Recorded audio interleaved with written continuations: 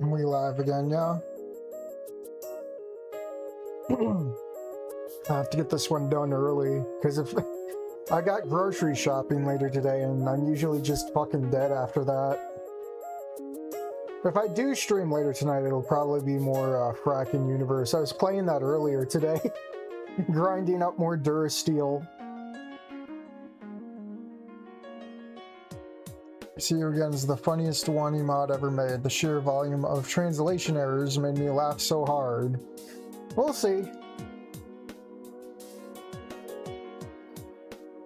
I booted the game up and my saves are compatible somewhat. Though there was something sus I had to... The waitress. They replaced the waitress with Sage. It was bad. I had to experience a Sage jump scare. Hey, Dr. Coconut.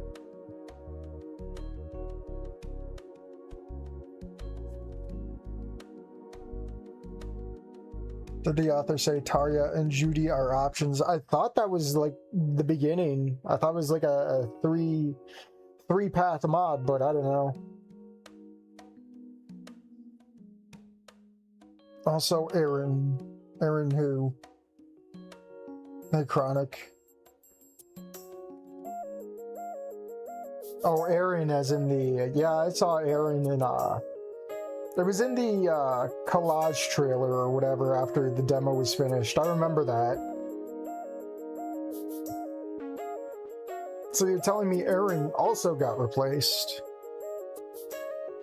Oh, how say that? It's Chronic. I'm saying like the first part of the name.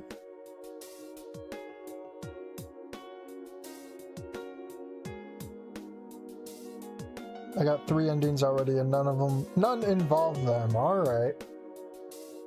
Well, I guess this is a pure Lunara mod, maybe. Was there more than 3? I heard there was multiple endings. I'll have to throw this mod at Horu.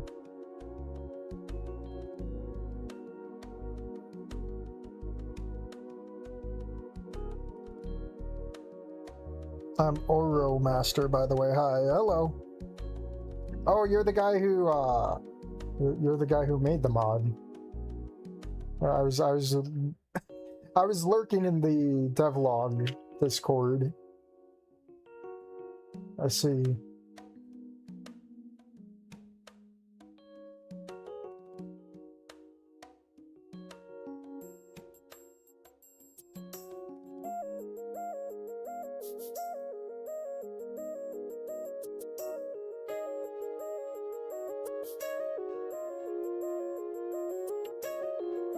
No spoilers, but you are in a certain Snoop verse. If you know, you know. Well, I already know the Puppet Pals people are there. Sorry for the disaster. That is the English version. It's alright.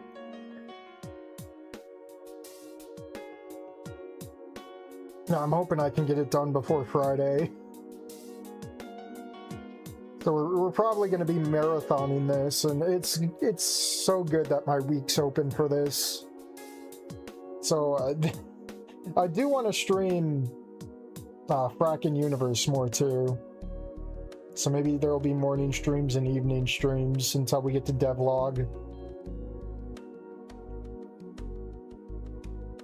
If the author is here, you need subtitles for the finished text.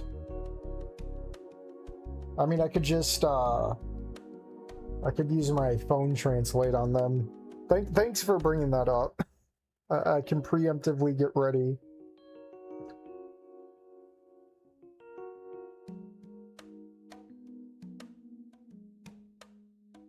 Man, I hope there's a Tarya route. I haven't gotten far enough yet. Isn't there someone who's just working on a Tarya mod in general?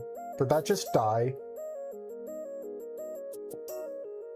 By the way, the story don't change, so the beginning is the same. Just some new art, the rest is the same. Of all you played. Yeah, I saw that saves do work. It's like when Rosa goes off. I need subtext. Alright, we're 6 minutes in. I should probably stop yapping if I want to save time, so cut the music. I'll get the mod going. I'll switch screens.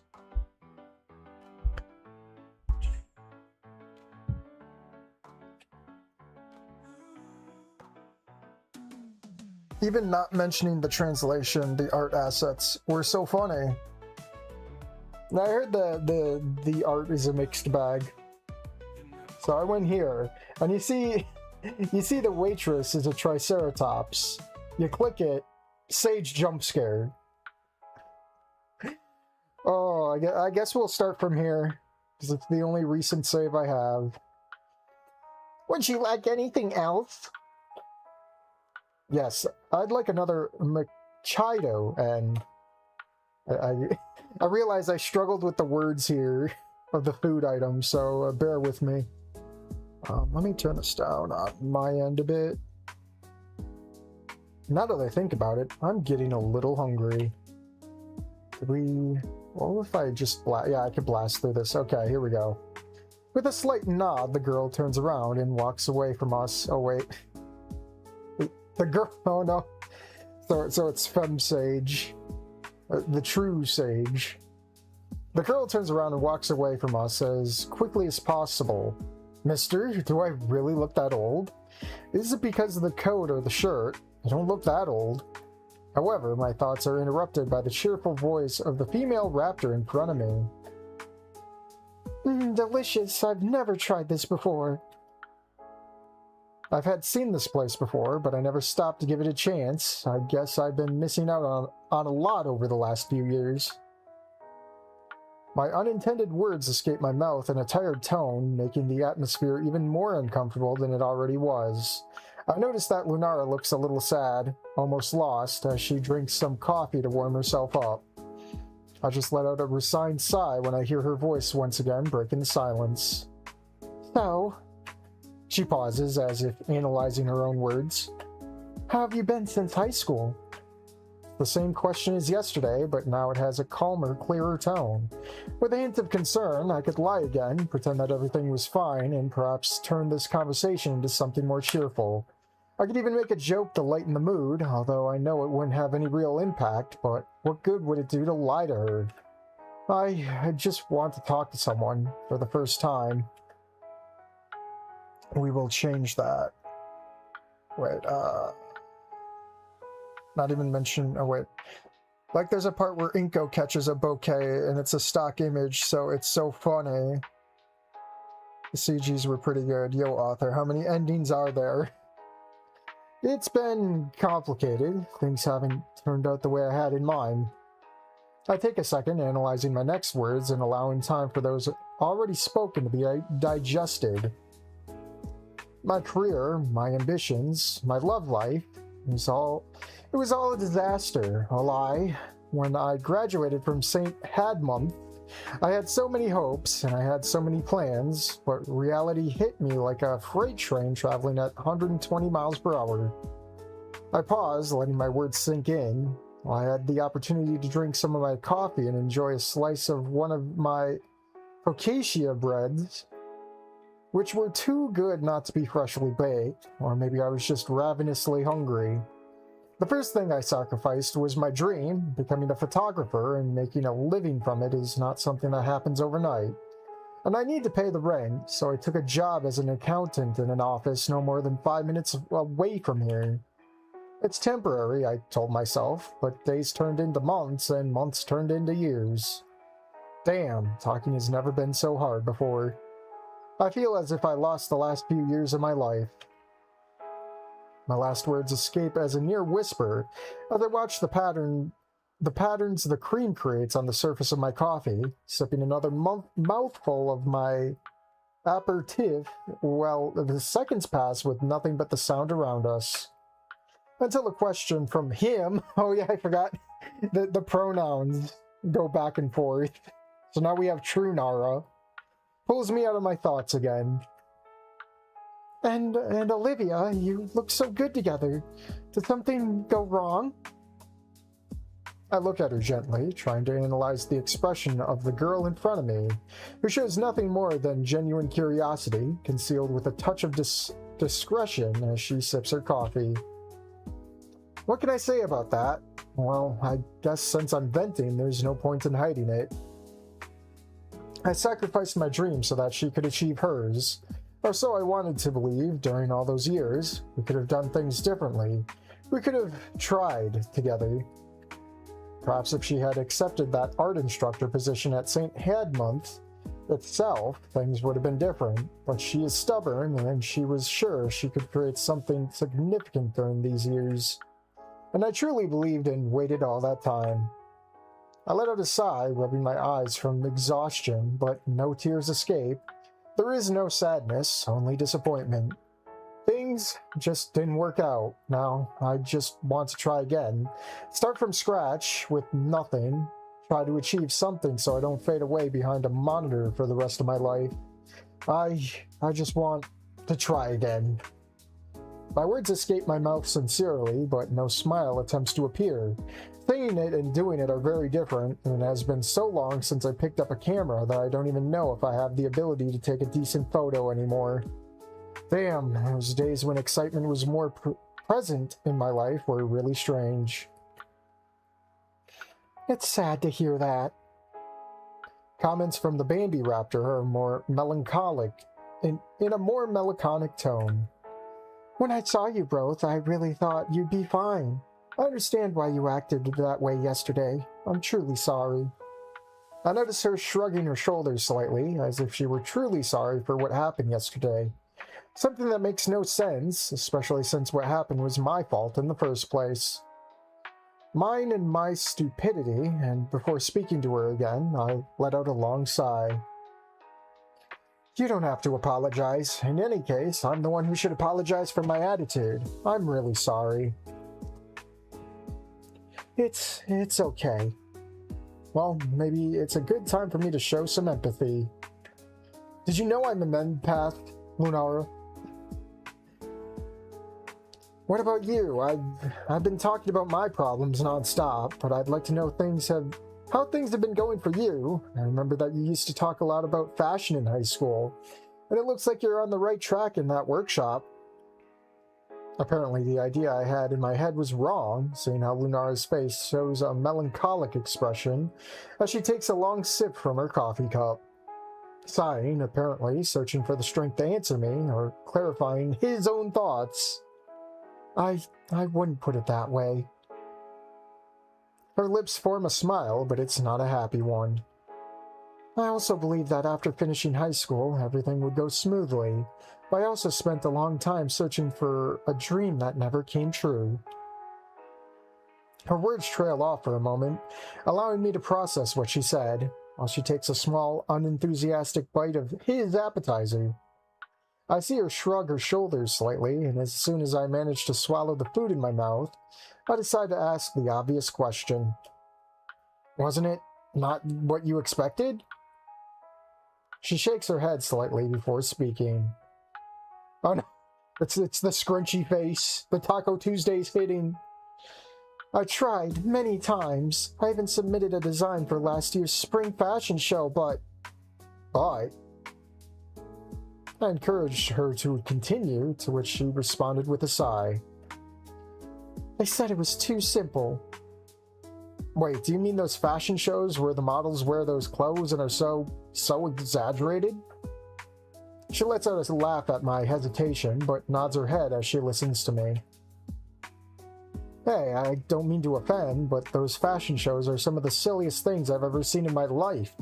I still wonder who thought that was a good idea to put a dress on backwards, with the bell facing upwards.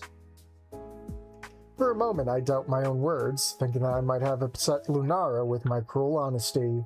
But when I see her laugh a little, I can afford to relax, joining her laughter and enjoying the last few sips of my coffee. You're right, they are very exaggerated, but the purpose of these fashion shows is to showcase the designer's creativity. Call me old-fashioned. I like how Inko lost his eyebrows. Call me old-fashioned if you want, but I wouldn't dress like that even if I were paid to. Yeah, he loses his eyebrows. That's hilarious. She lets out another laugh at my comment. I'm not surprised. You used to dress pretty simply in high school. I still remember that first day a human arrived at St. Handmouth. Please, don't even remind me. I felt like an exhibit or an exotic animal, with everyone wanting to take a picture or something. It was pretty uncomfortable. He loses his eyebrows again. Why does Inko keep shaving them off? They regrow, he shaves them off. 6 if you're a fast reader. I'm not fast. Parker already streamed Ending Zero. Love Lunar's yapping animation, that's true. Bro got the Super Saiyan God 3, bro? Is that what that is? And it certainly was. That was the first day of my life. Became a roller coaster ride, surrounded by multicolored dinosaurs. Some treated me like one of their own, while others simply made their personal goal to ruin my life. Which reminds me. And I hesitate a little before asking this. How are the others doing? Kiara, Ben, Mia? Once again, the monochromatic girl leaves a sigh, although this one is a little more nostalgic, finishing her last bite of her snack before responding. I don't know, to be honest. I never heard from Ben again after high school. Gengar the Horrible, thanks for the sub. And Mia just disappeared. She left and didn't tell anyone. Did something happen to them? Why do I even care to begin with? But she just shrugs.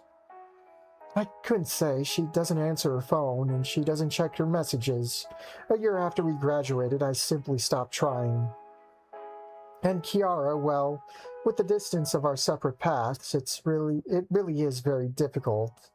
And we talked less and less. The last time we wrote to each other was to wish each other a Merry Christmas last year.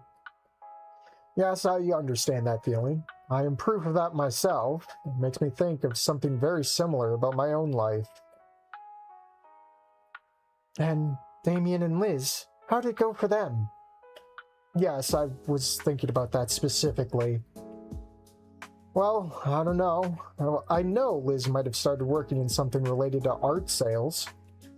Although I'm not sure your uncle's intervention helped a lot. You mean Liz's uncle? Not Lunara's? And Damien graduated from college on an athletic scholarship last year, but I know this because I hesitate a little when I hear his name mentioned. I mean, Olivia's name. Because Olivia was talking to Damien's parents, I haven't spoken to them in quite a while. I really don't have any friends anymore, huh? I let out a long sigh as I feel myself deflate in my seat, taking the last sip of my coffee. The plates lie empty on the table while a new silence takes over our conversation. I try to think of something to talk about, and it occurs to me that it might be a good idea to ask her about her current job, although once again, it is Lunara who takes the lead in the conversation. So, what are you planning to do now? Are you going to try and get back into photography? Very good question. Do I really want to do it? A part of me, naive and full of dreams, tells me yes, that I should do it no matter what. But another part of me, more cruel and realistic, tells me that I shouldn't waste my time on silly dreams, and that I should focus on keeping a stable job. However, I think I've had enough of that. I would like to, at least try, but I don't even know where to start. I rest my cone on the table and start rubbing my nose with some frustration. I really don't have anything, not even an idea of what to do. Should I just start taking random photos and uploading them to a website? Or should I try and find a studio that will accept me? Curiously, I didn't expect the opportunity to come from the monochromatic girl in front of me. There's the yapping. Yap start.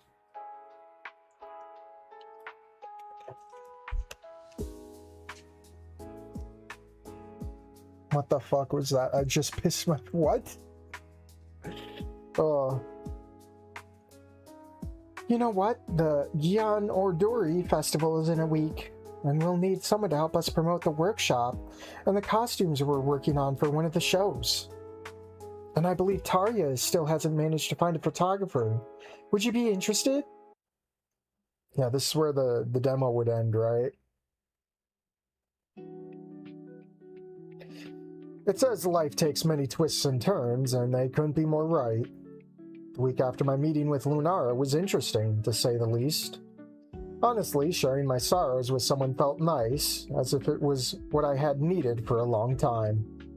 The feeling overwhelmed in my mind gradually subsided, allowing me to see things differently, ways I would never have been able to imagine. The work no longer felt so overwhelming, and the hours in the office passed with certain lightness.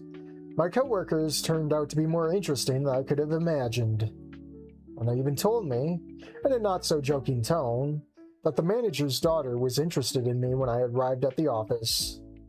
It's interesting because after 5 years, she's married with a child, and I didn't even know anything about it. It's cute. I also met Super Set. Or wait, I don't watch too much Dragon Ball, man. Lunar is related to Pac-Man. As if life was spinning around me, but I was stuck. On Wednesday afternoon, I met with Lunara again at the same cafe, where she gave me the good news that Tarya, the owner of the tailor shop, had agreed to the idea of having me as the photographer for the event. Oh boy, here we are. The most curious thing, when I went to the workshop on Thursday to officially introduce myself, the older Trudon didn't seem happy to see me at all. The reason? Renara said she had gotten a photographer, but she didn't say who the photographer was exactly. Watch, it'll be Ben or something.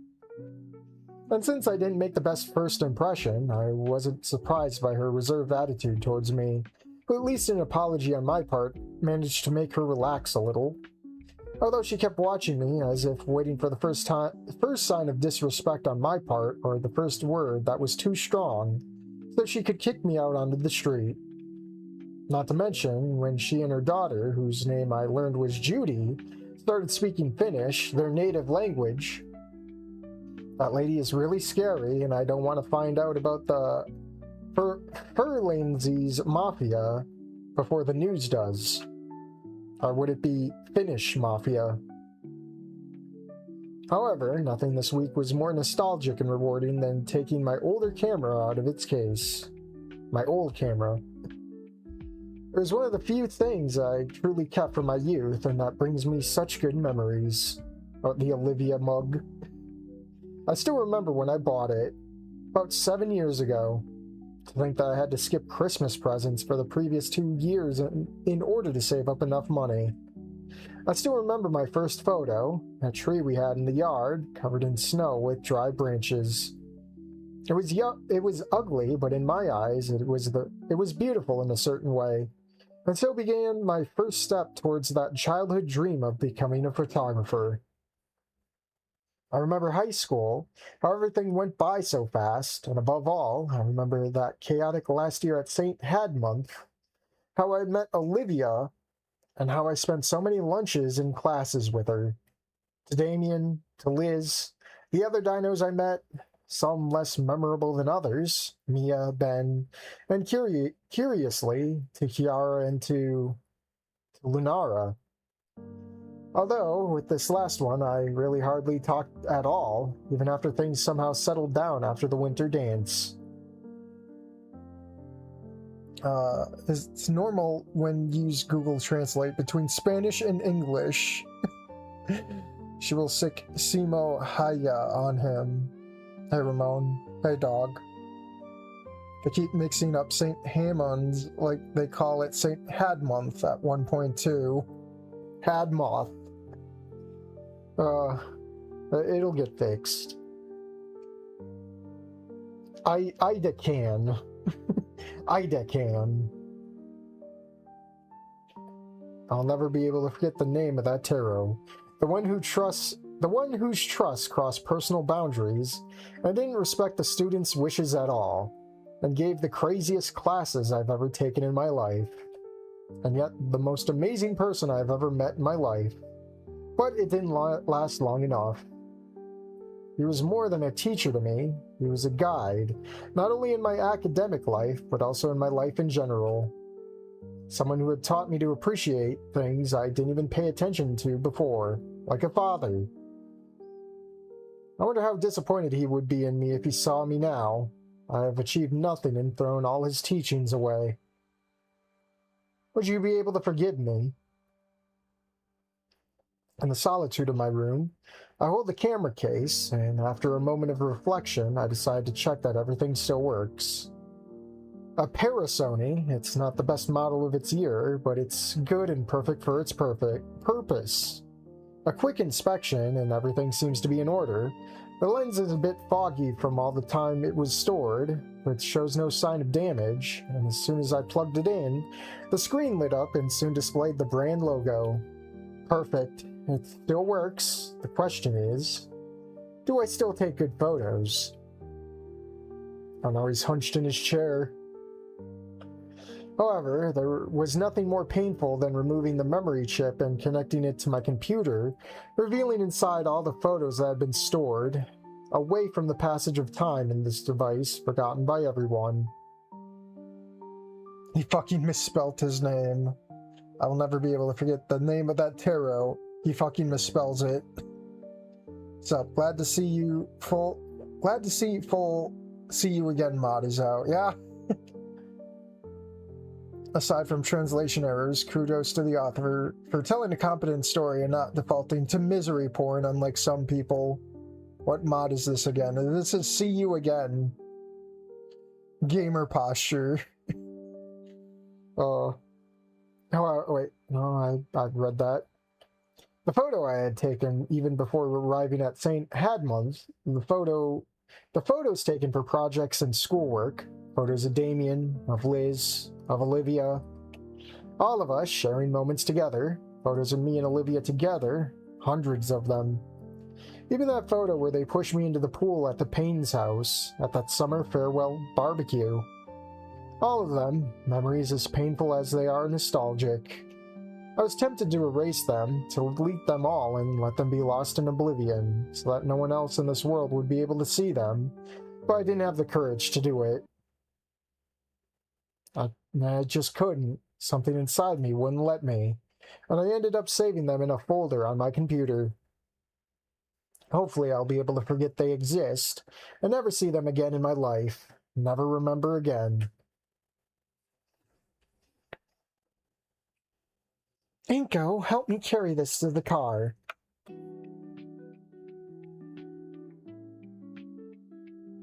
It's Sunday morning and everything is chaotic in the workshop. My photography job would be put on hold for the moment while I help carry the various packages to Tarya's car.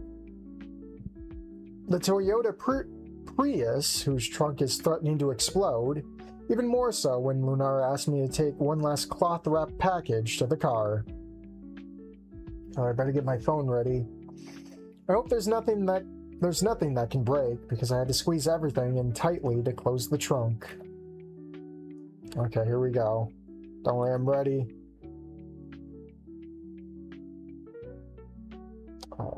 Translate. Judy, hurry up or we'll be late. The matriarch yelled at her daughter, who was waiting impatiently at the door of the store, keys in hand, ready to close up. Oh boy, here we go again. Oh, let me... Can I side? Come on, focus. Okay, I get it. It doesn't focus if it's sideways. Okay, resume. I just want to translate, buddy. I'm coming! We almost forgot about the tapes. I would really like to know what they're saying.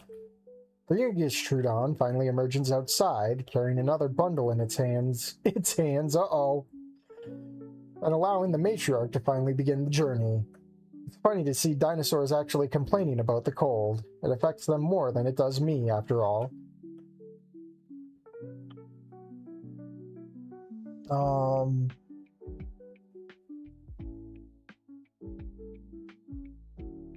That's hard to call this story competent, as even if you ignore the constant alsins and spelling mistakes, the story has no actual narrative beyond Inco romances Lunara.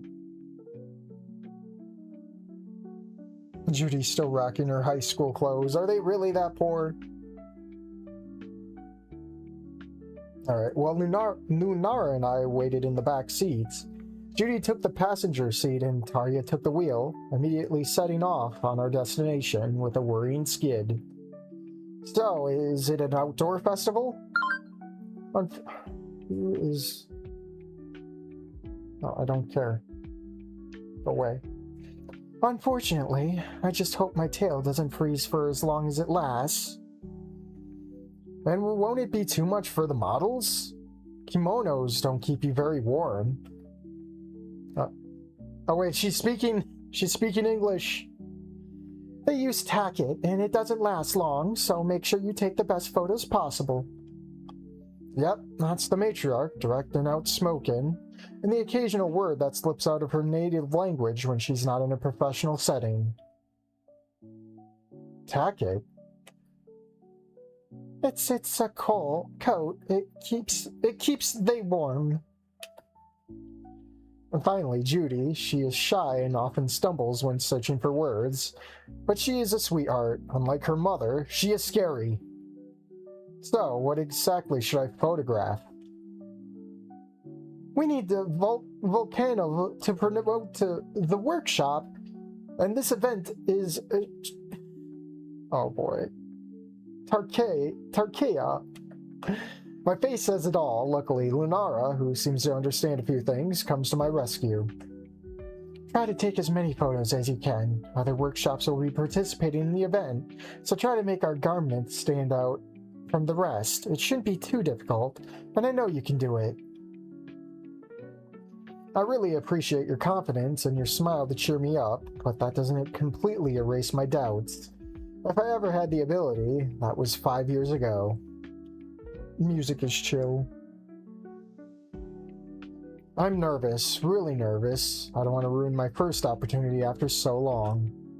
After a 30-minute drive, we arrived at our destination, a warehouse on one side of the main street in the eastern neighborhood. I used to come here when I lived closer to the Pains, because the food was very good. I wonder if the old Stegosaurus from the ramen stand still has a spot on the corner across from that Thai battery shop. I suppose I could go after I finish. It was 20 minutes to 6, and the festival started at 7, if my memory serves me correctly.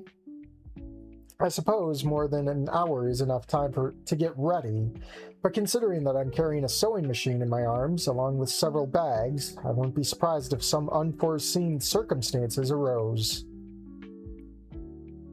With everything in our hands, and when I say everything, I mean everything, we headed inside the warehouse, which to my surprise turned out to be the back of a Japanese opera house. I never entered through the back, and really it doesn't have the same splendor as the main entrance. Though hallways and corridors, following instructions from employees and trying not to accidentally bump into any workers, we managed to reach a door at the end of the building. Apparently, one of the theater's many dressing rooms, and surely where they would have finished preparing everything. But before I can even get close, Tarja's enormous hand stops me in my tracks like a traffic officer. Oh boy, what are you saying? What are you saying? Oh, I don't want the camera, I want Google. Save me, Google.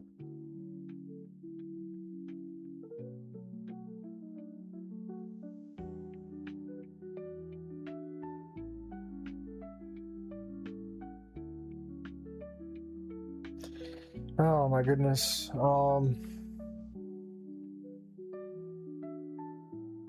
There we go. Oh, no men after this, apparently is what the translation says. Why can't you just speak normally? And why can't I pass?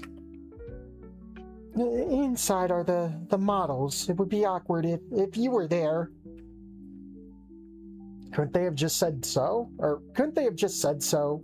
I let out a sigh and I handed the sewing machine to the matriarch and the rest of the bags I was carrying. And how am I supposed to recognize the models? Don't worry, Inko. We'll call you before we leave. If you want, you can check out the area in the meantime. Why are you treating me like a child? Oh well. I just turn around and head out of the dressing rooms, and while I can look for good places from where I can take the photos. Equipped only with my camera and my participant badge hanging around my neck, I walk around the theater's corridors. Finding a lower box seat from where you can see a group of dinosaurs doing some juggling and pirouettes on stage, surely last-minute practice before the parade. I assume the outside they will wear their ornate costumes, since here they only wear the shirts and wear white shirts and black pants. I wonder if it's the Undrip. My fingers glide over the cold metal, feeling the texture and that invigorating sound once again. My camera points towards the stage, a lens placed over a target, a Triceratops girl wriggling in the air, held by the hands of her companion just below, capturing the precise moment when she stretches her body into a perfect pose. Once I capture the moment, I analyze the photo on my camera screen, and the result is not as mediocre as I expected. My hand still shakes a little, whether from the cold or nerves, but I know I can improve. I'm not in shape, but I know that with enough practice I could regain my skills in no time. I glance at my watch, and there are still 40 minutes before the event begins, so I have plenty of time to take in my surroundings. Despite the cold, the activity in the area brings a warmer touch to the streets, with dinosaurs walking back and forth, simply enjoying the wonders of this celebration. Families, couples, children running around, food stalls, the sound of traditional music, street vendors' cries, and the bustle of the crowd. Everything is perfect, and my index finger trembles with anticipation. This feeling, the sensation, my body fills with energy at the feeling of holding a camera in my hands again. The ability to capture a fleeting moment in my life in a photograph. Something insignificant in our eyes, but which we will probably never be able to see in the same way again. I'll grab some water. Dancing Towards Tomorrow reference.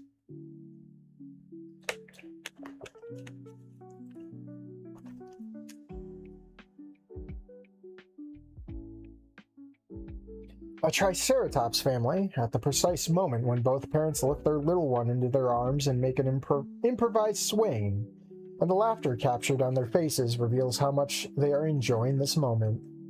It's not a bad photo, but it could be better. A couple walking together, the girl, a red-scaled parasaur, oh no, Mia, clings to the arm of her beloved, a green-scaled iguanodon whose yellow gloves clash negatively with his entire outfit. It looks awful, but it's perfect to capture in time, especially since it happens at the exact moment when the girl flinches from an unexpected gust of wind that hits her from the side, while he turns around to hug her. It's not a bad photo, but it could be better. A group of children playing in the snow. Stick to them, a snowball fight with snowballs flying from one end of the street to the other.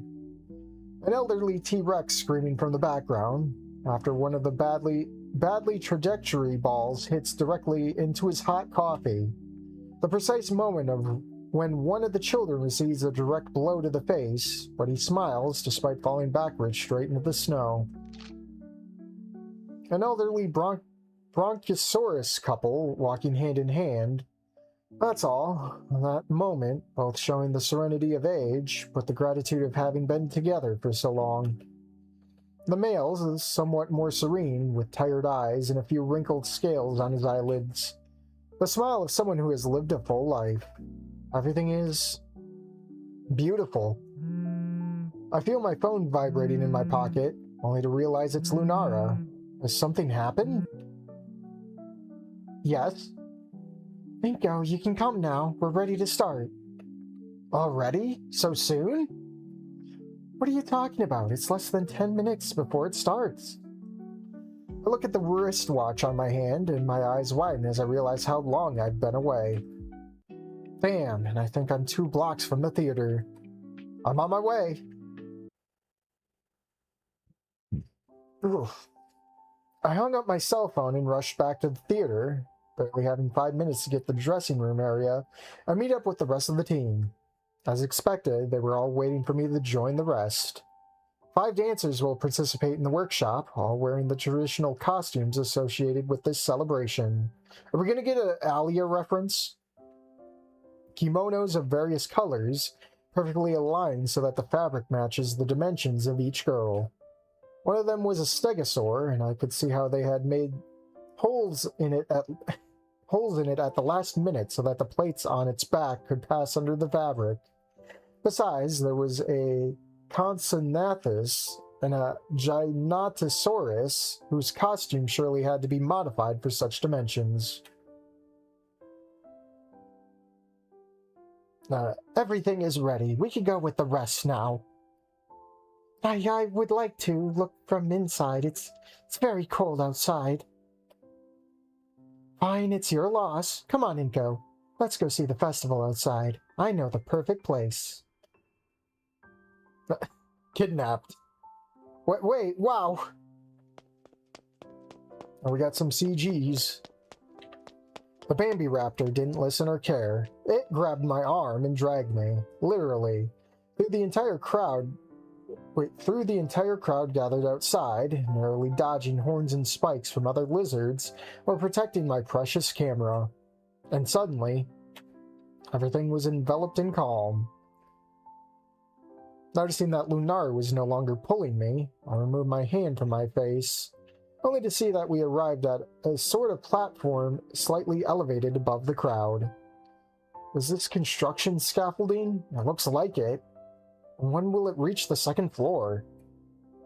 Look, they're already going out. The call of the girl next to me pulls me from my thoughts, diverting my gaze towards the theater, where the members of the small parade are already taking their positions outside on the main street. A total of 30 kimonos, and I can see our models from here. A moment I take advantage of to snap a couple of photos while we wait.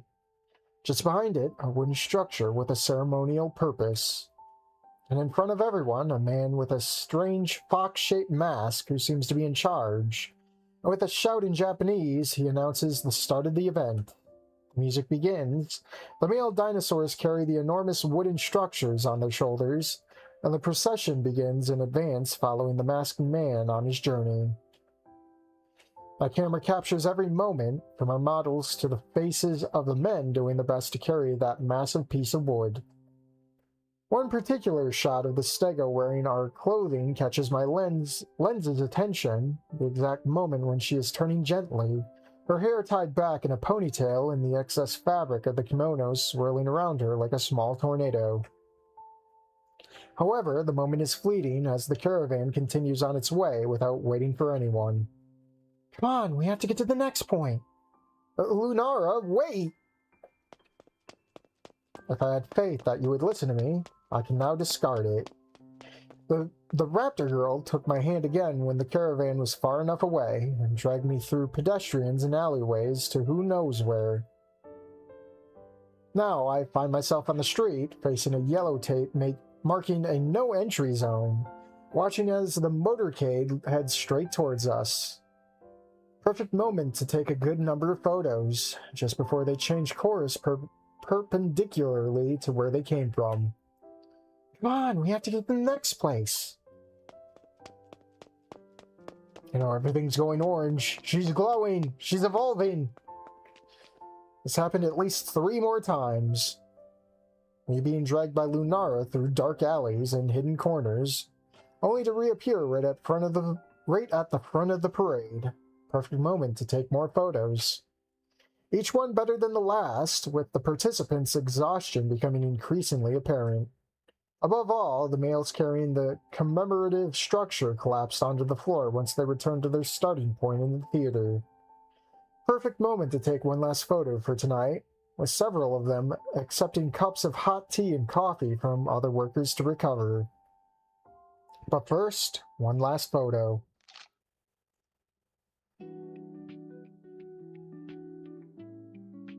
Lamau, I'm finished with that. Just wait, we'll see a snake girl with a suspiciously short companion. Watching the dancing towards tomorrow's stream. Does anyone in that crowd of kimonos look familiar? Smella, who's even the father of Judy and Lunara. How did it go? Were you able to take any good pictures? I believe so. I will review them when I get home and select the best ones before sending them to you. It's okay, and thank you, Inko. Don't thank me. I'm the one who should be thanking you for the opportunity. A smile involuntarily formed on my face. Judy, where's Tarya? She's talking to the organizers of the festival. I don't know how long it will take. Okay, tell him I'm leaving for today. See you tomorrow at the workshop. Everyone's just changing genders here. It's okay. And you, Inko, if you wait a little while, we can take you back. I know you don't live far from the workshop. 9 o'clock at night. I may still have some time. I appreciate it, but I want to go somewhere before I go home. Say goodbye to Tarya for me. It's okay. Good luck to both of you.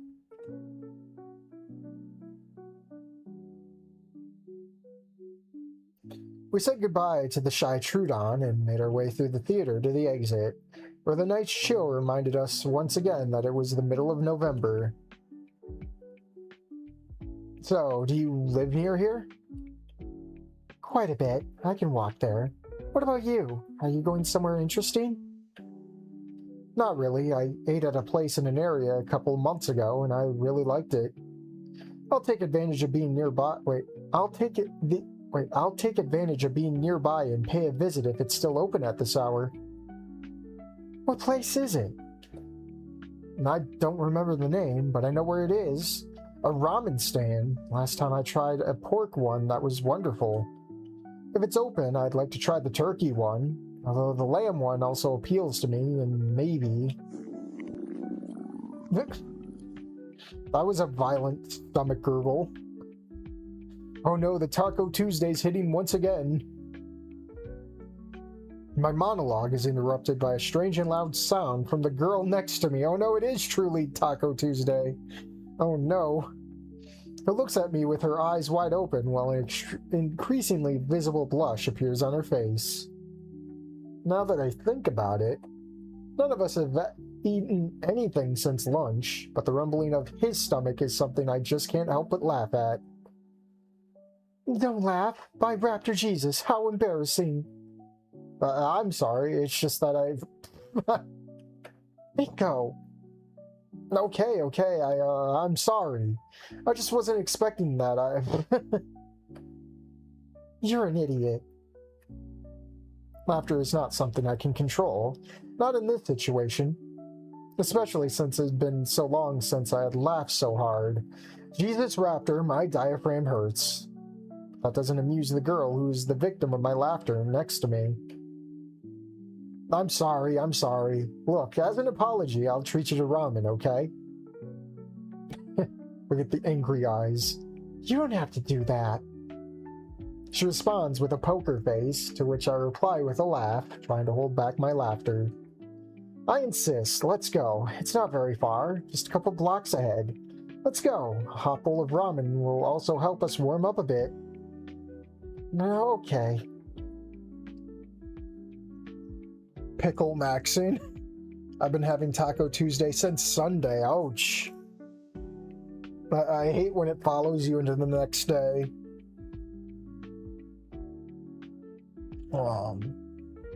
Yeah, I didn't understand that nuance. Even with regret, she accepts my invitation, and we both let ourselves be guided by the precariousness of my memories. But thanks to Parabuddha, my memory didn't fail me. and we soon spotted the small stall covered by curtains, from which escaped a succulent smell of meats and spices. We approached, and I moved the curtain aside, allowing Lunara to pass and then entering myself, only to bump into the same sky blue scaled Kaimui Sario from last time, still with the eye patch and that very marked Asian accent. Welcome,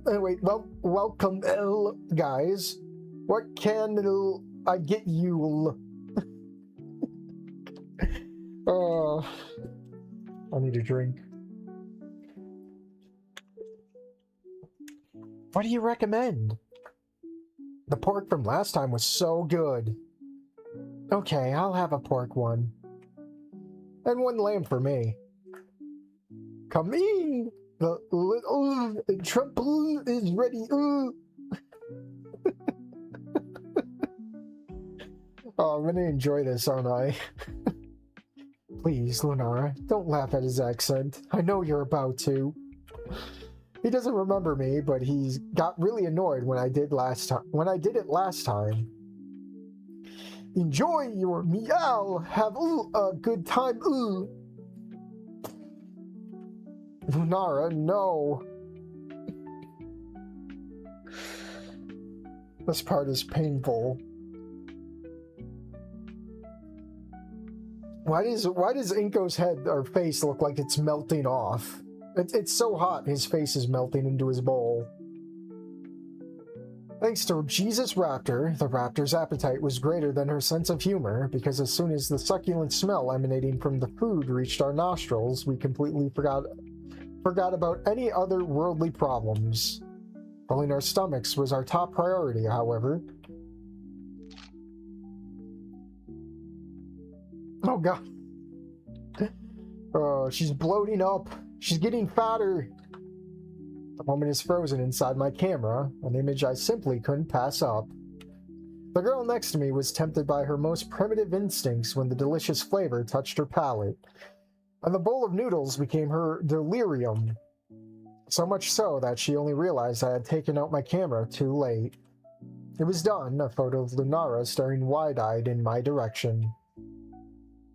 Her cheeks puffed out at the exaggerated amount of noodles inside her mouth, and others that continued their journey from the bowl to her jaws.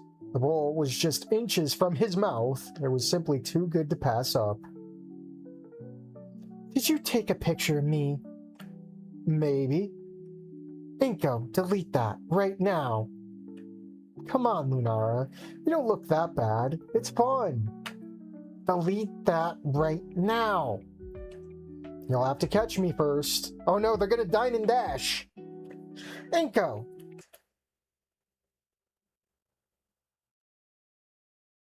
From his mouth. I recognize this art style. Well, let's try this. Mental note, never challenge Lunara to a sprint race. I don't stand a chance. Right now, I was in my apartment, reviewing the photos that I took at the festival, saving the ones that I took for practice, sending the ones I considered to be of good quality to Jui's email, and deleting the ones that came out poorly. I have to admit, it was a good night, and I really felt passionate about something I'd loved again after so long. And while I was fulfilling my duty, I was video chatting with the dinosaur who had become so close to me after all these days. Possibly the closest thing I have to a friend right now. Oh god, we got the gamer pose again. Why is his monitor so far away? No wonder he's hunched over. Bring that over. Well, let's try this. She really said that. Wow, I'm happy for you guys. I commented, moving my neck a little to relax it after 2 hours of reviewing photos. She's got her hair all toweled up. Can you believe it, Inko? The event organizer was thrilled with our designs. I'll turn this down a little bit. The music is a little overpowering on this one. He's posed like the thinker statue.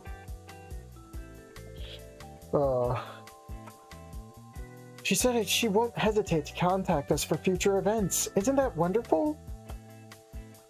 On the other side of the monitor was Lunara, looking better than before through the screen. With her black hair wrapped in a towel and practically wearing pajamas as she got ready for bed, since it was almost 11:30 at night. That's incredible. They deserve it. They worked so very hard to get them ready on time. By the way, look at the photo I found. The fucking Lunara. The Lunara look emoji. The sound of her hairdryer on the other side of the screen stops momentarily as I watch the girl bring her cell phone closer to her face. Oh, that's what she's supposed to look like? Closer to her face? I thought it was just a photo. Like another photo we took. It would have been funny. Only to open her eyes wide to see what she was staring at the screen. The picture I took of her stuffing her mouth with noodles 2 days ago at the festival. What? I deleted that photo myself, Inko. Yeah, a photographer has his secrets. Post that on social media and I swear you're a dead man. Calm down, calm down. I'm just doing it to annoy you. Of course I wouldn't do that. You better.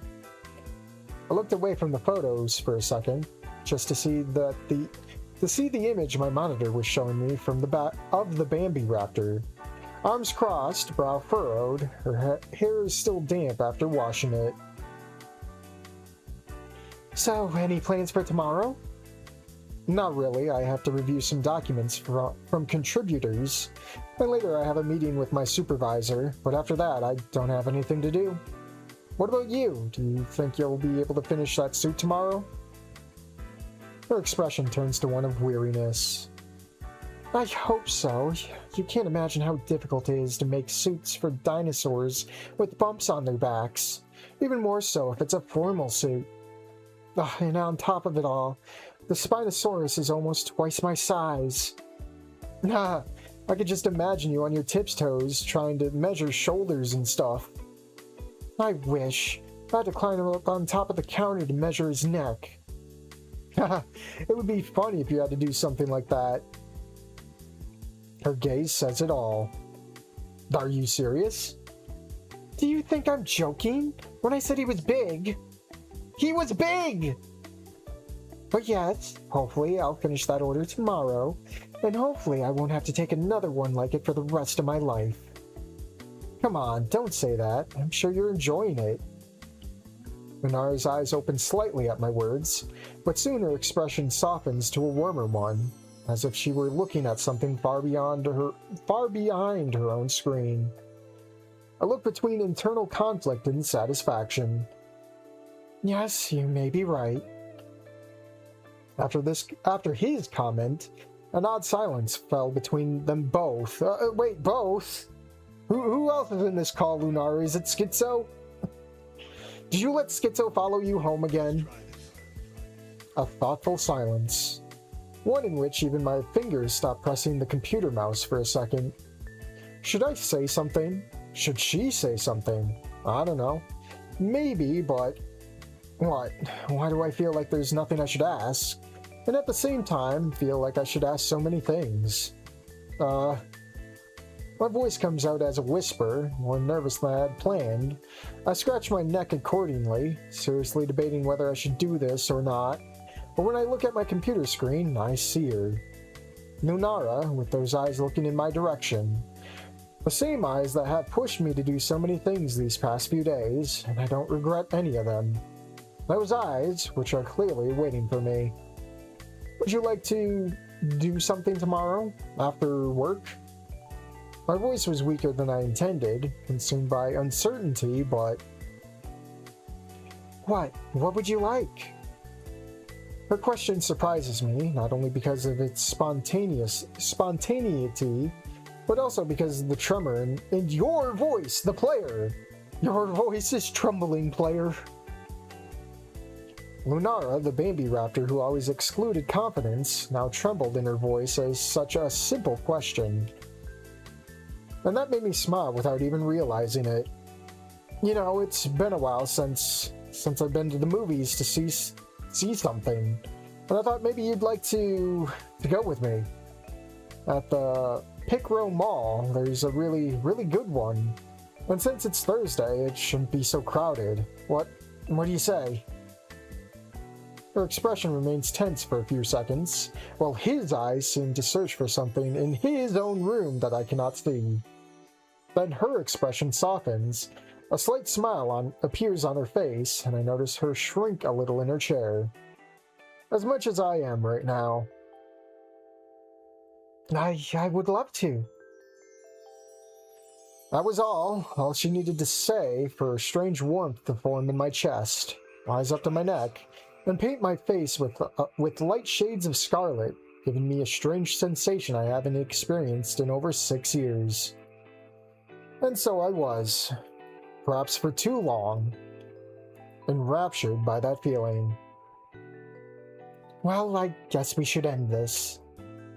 She commented as she pointed the strand of hair that still needed to be fixed. I better go finish this and go to sleep, and you, don't stay up all night looking at those photos. Me, I'll do it, so see you tomorrow? Until tomorrow. My hand guides the mouse to the red end of the call button, but I hesitate for a moment before pressing it. It only lasted a second, but my eyes fell one more time upon the Bambi Raptor on the other end of the device, and I felt something strange. Something that lasted as long as it took her to sketch a smile, stretching out her hands to end the call that I couldn't, and then everything fell completely silent. I'm grabbing water. Yeah, this definitely looks like 11 at night.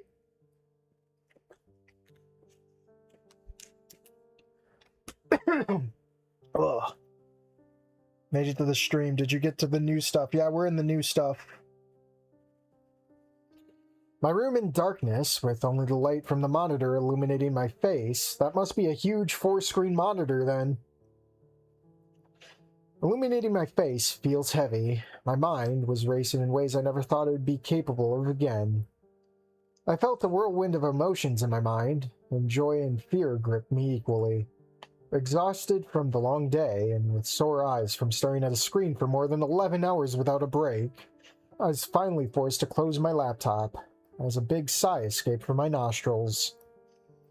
Everything was so confusing and exciting at the same time, and my bed welcomed me so I could meditate on my own thoughts. Thoughts I couldn't ignore, thoughts I could hide from others, but not to myself. I like Lunara. As frank as he is precise.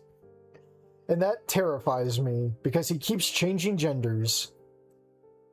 What if I'm confusing things? What if I'm rushing into things? What if I'm trying to fill a void I couldn't before? I'm scared. I'm afraid that it'll end as quickly as it began. That I'm getting my hopes up for something that isn't real. That I'm developing feelings that won't be reciprocated, and that terrifies me in ways I haven't experienced before. This is going to be a long night. I hope at least I'll be able to get some sleep with all the chaos in my head. And go feet. 6:30 in the evening. To say I'm not nervous is a blatant lie. The workday was complicated, too slow, and too fast at the same time. I feel like I'm ready, and at the same time, I'm not. I mean, this is the first time we both met for something other than talking about the workshop, not counting that first time at the coffee place. I arrived 5 minutes ago, wearing the most presentable thing I had of the little I could carry with me. Dark trousers, a collared top, and a blue coat. The same one I've been using all these days, and really the only one I have. 10 minutes ago, I received a message from Lunara saying she was already on her way, something that both relieves and makes me nervous. Damn. Why can't I relax even a little? I must look like a teenager on their first date, although, to be honest, that's how I really feel. I've got winter clothes on. Hello. The voice of the Bambi Raptor brings me back to reality, and I look up to see her entering the mall through the main door, sitting on a bench just a few feet away. When I see her, my reaction is one of surprise, as she is wearing a curious beige coat with a pair of dark pants and white boots sticking out from underneath, topped off with a black hat with red details, including a funny yellow pom-pom on the tip. She looked very, very pretty. Hello. My characteristic clumsiness made itself felt, embarrassing me a little as I saw my words resign themselves to coming out. Being only able to gesture a barely coherent sentence. You look great. Thank you. For a moment we both stood still, as if waiting to see which of us would be the first to say something else, but we both seemed hesitant to do so. However, a slight shiver from the girl in front of me gave me an idea, and I immediately took off my coat and offered it to her. Although my voice still sounded shaky. Take this, it should help you a little.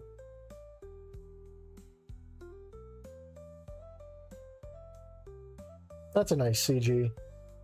Thank you, at least until I get used to the heat here.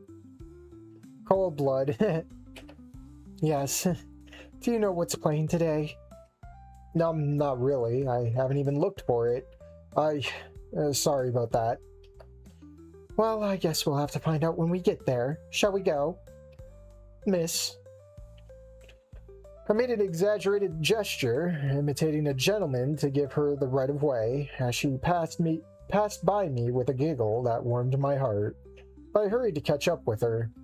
We both walked through the passageways, enjoying the fact that the place wasn't as crowded as it usually was on weekends, and chatting about things we had to do at work. It was nice to hear that she was finally able to finish that order that had taken her 4 days to complete, and she was thrilled to learn that I had finally been promoted at work after the meeting. Something I should have done a long time ago, but didn't have the courage to do. Seeing someone get excited about my achievement was comforting. Much more than I ever expected, which made me think a lot about my feelings and fears. Once we arrived at the cinema, we were impressed by the variety of options, but there was one that caught both of our attention equally. The live-action version of How to Train Your Megalodon, a movie that was a huge hit in our childhood. Are you going to be so disappointed? Part of me, the most childish part, wanted to see the bad dino guys, but I'll save it for another day. Buying tickets and snacks was quite easy, considering that the theater was literally empty, except for 2 or 3 families. Groups of friends or couples who, like us, had decided to take the stay to have a good time. I ordered a large tub of bacon-flavored popcorn and a Pepsi. Lunara added a box of candy and collagen juice to the order. I could never drink one of those drinks for meat eaters. They're a disaster for my palate, even though the damn woman forced me to carry everything, preventing me from taking out my wallet to pay. Needless to say, I wasn't very happy that she'd gone ahead of me, but instead of feeling sorry for my scolding, she just seems to enjoy it. And that playful side of her makes her heart swell with joy. While I carried all of the snacks to our living room, Lunara led the way and opened the doors for me. We sat in the middle, with only a family a little further back, and an elderly gentleman who fell asleep before the movie even started for company. I like how her tail, gets in the way. Lady, put your tail down, I can't see. She sat on the left, I on the right, our coats placed on the seat next to us, now that we had both acclimatized, revealing that under her coat she was wearing a very pretty yellow sweater. Popcorn in the center, our drinks in the holes of our armchairs, and the box of sweets to the side for later. Everything was ready. The film was exactly what we expected, a story we already knew, only now we could enjoy the high-quality images of this new version. The story of a young Lepuridon from a warrior tribe on the coast, which was constantly plagued by the threat of saltwater sharks. his father, an old hunter who doesn't flinch when killing one of these fearsome beasts, and his son, who manages to connect with one of the most dangerous sharks in the ocean after freeing it from a trap he made himself. A trap that destroyed its rear fin, rendering the creature unable to swim on its own, and causing it to eventually die from lack of food or as prey to another of its kind. A megalodon, a shark that was believed to be extinct until then. Maybe all the mistakes is because the author is Spanish, that's true. Valerie's ancestor. That was cute. As the movie continued, the popcorn bowl gradually lost more and more of its contents to our appetite. I took bites of those sandwiches that I knew were poison for my health, but compared to Lunara's appetite, it was like competing with a black hole. Are all carnivores such gluttons? Actually, all the examples I have are, until the inevitable happened. And one of our cravings for a snack, we both reached into the box at the same time. The touch of his hand was fleeting, but intense. We both turned around immediately, and under his gaze, I felt heat rush to my cheeks, turning them as red as my companion's face. She withdrew her hand first, clearly uncomfortable or nervous about this, leaving me holding the case in my hands. I brought the case closer to her when my body was able to react.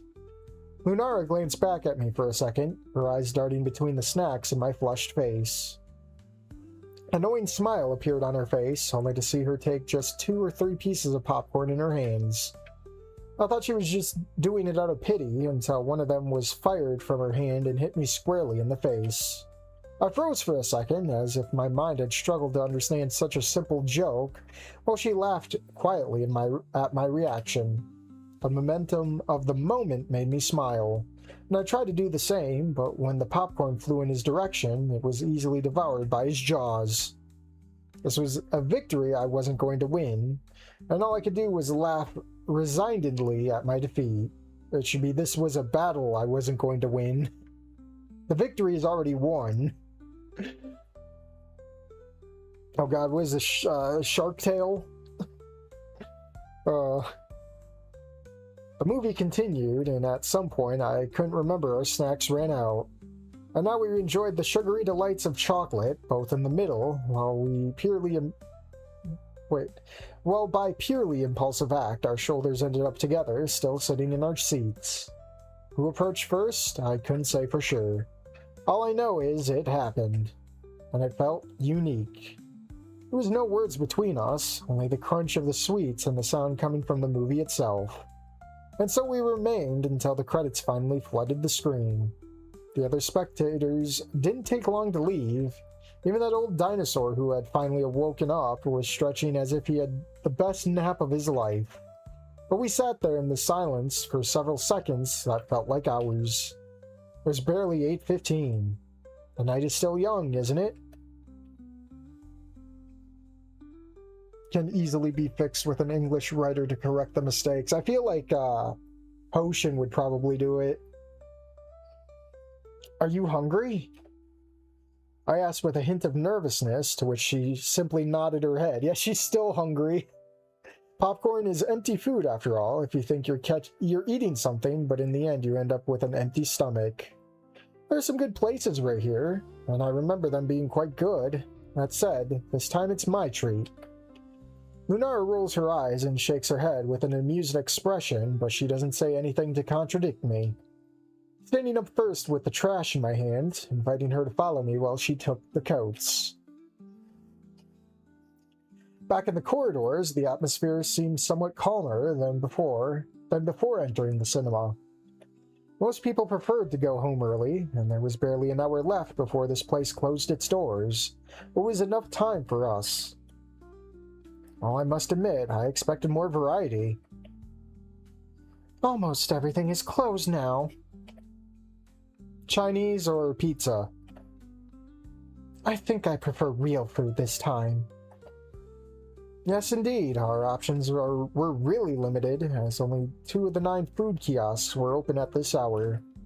And I was supporting Lunara. That was enough junk food for today, so we got something more substantial. Yes, I hold the food with my gut. Lunara ordered orange chicken with some chicken on sticks, and I ordered a portion of teriyaki, and we sat down at one of the many empty tables available. It's delicious, the girl commented enthusiastically as she tried one of their chicken skewers. Would you like to try some teriyaki? Okay. Seeing her hesitate was quite endearing, but before waiting for a response, I already know, I remove the lid from my polyester case and pour a generous portion inside before offering it to her. Here you go. No, Rico, it's too much. Look, you barely have any left for yourself. I'm fine like this. No. Following my example, she pulls the lid off of her own box and takes a proportional portion of orange chicken in one of the chopsticks before offering it to me, which I don't dare refuse. Used Google Translate. It's always a disaster. Google Translate doesn't translate everything right. I don't think it'll ever be right, man. Okay, thank you. I take a bite. It's really good. Isn't that right? I'm going to get something to drink. What would you like? You mean they didn't get drinks already? Water is fine. No more sugary drinks for today. You read my mind.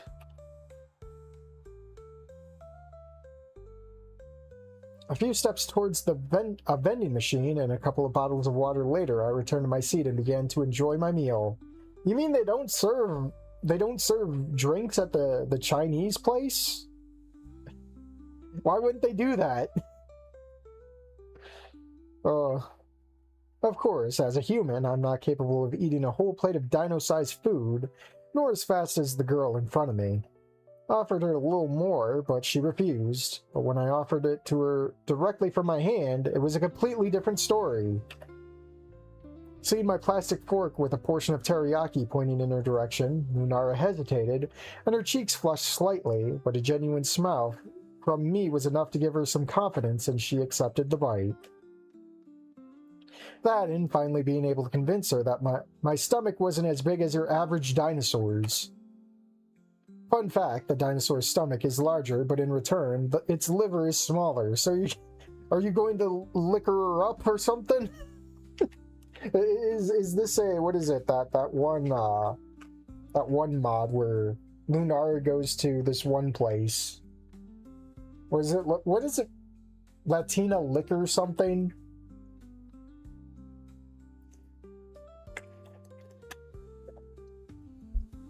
I think it was like Latina Liquorland or something. That explains why they get drunk so easily. It's best not to remember those high school parties.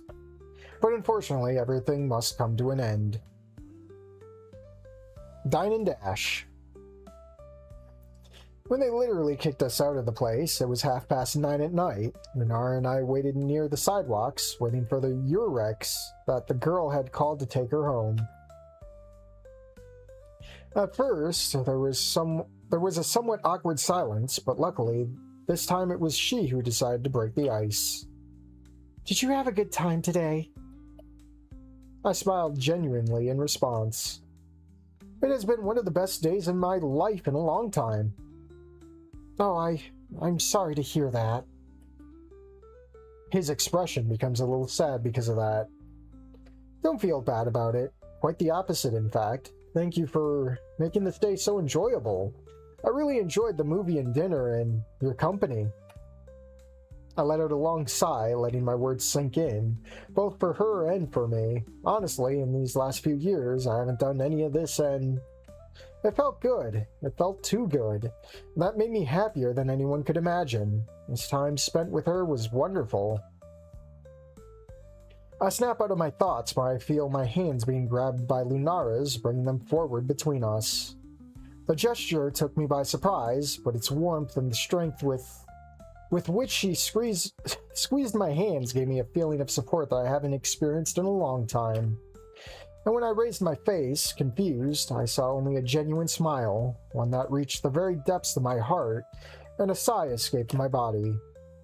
Would you like to do it again, someday? Her question was gentle, somewhat tremulous, but clear as spring water. I would love to. Time stood still for a moment for both of them. Oh no, Schizo's in the room with us. A moment where everything seems to have disappeared. The wind, the cold, and the noise of the city. I could only feel the beating of my own heart, the strength of her hands on mine, and that genuine smile she gave me. The alarms are going off! Damn, it ain't on! A moment that, unfortunately, was interrupted by the arrival of her transport. The horn blared, and on the road there was a car parked waiting for its passenger. The moment to say goodbye had arrived, and I really didn't want to see her leave, and my hand squeezed hers a little.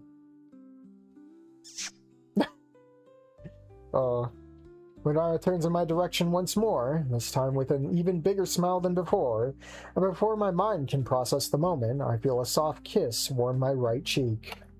A second which felt like an eternity to me. Be careful on your way home, she said in a warm voice as she walked away from me. You too.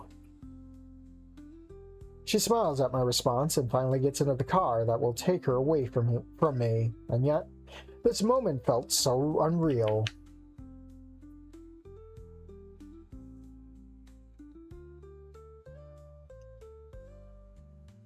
I think it's canonical that dinos are stronger than people, yeah.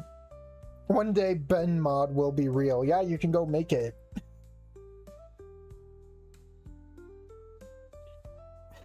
Oh no.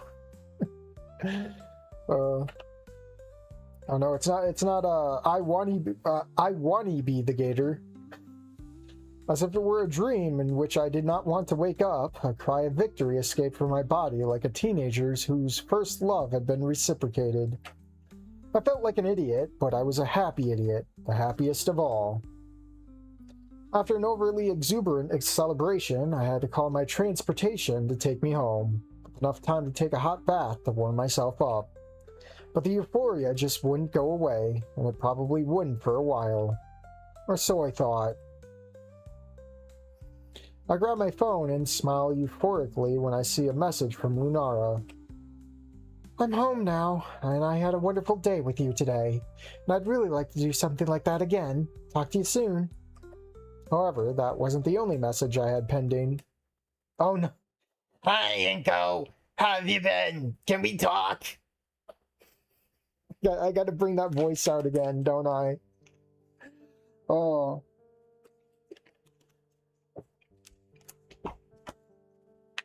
Today is not going to be a pleasant day. I mean, it will not be a pleasant day at all. It's been 2 days since Olivia sent me that message, and many things have gone through my mind. Doubts, memories, forgotten desires. The gremlin returns. I can't make it. My gigantic brain is busy with solving the fact we don't have dino girls in this world. I can't be bothered with making mods when I can make real dino people, okay? So much I had tried in vain to forget.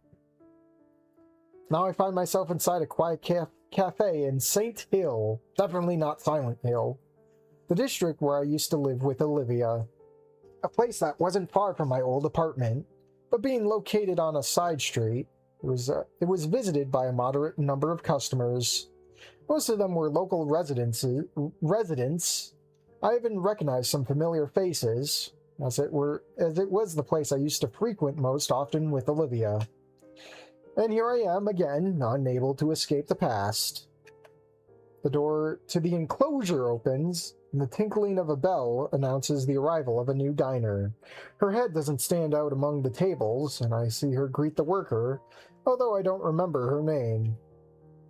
The same one who answers her kindly, after all. It was Olivia who frequented this place most often during her moments of seeking inspiration. Wait, what do you mean you don't recognize her? She's the one in the wheelchair. Finally, the baryonyx turns around, looking for me, and when it notices me, I raise my hand in a greeting. Stay back!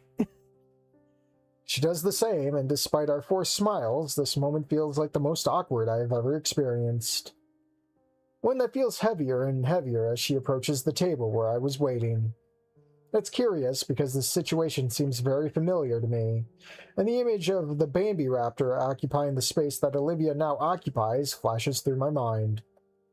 Back then, I was filled with doubts and uncertainties, with fear. However, now I only feel sadness and regret. Who should say the first word? Would there even be anything to say? Of course, there's a lot to say. Some things obvious, others not so much. We both know why we're here, and we both know the weight of this moment, and worst of all, neither of us has the courage to look the other directly in the eye. There's Erin. Good evening, Viv, Inko. What can we get you? The waitress mentions this when she comes to our table, which makes me feel a little sad because I can't remember her name, especially since she knows mine. Hi, Erin. The usual, please. Mentions the baryonyx, causing my mind to do a metaphorical facepalm for forgetting its name. An espresso, please. Understood. Anything else, or is that all? No, that's all. I will be right back with your orders. The employee leaves, leaving us in an awkward moment once again. Just this pillow, god dang it. I try to find a way to break this silence, but the words just won't come out, or they don't feel right enough to be said. Is Erin a Moomin? Its name.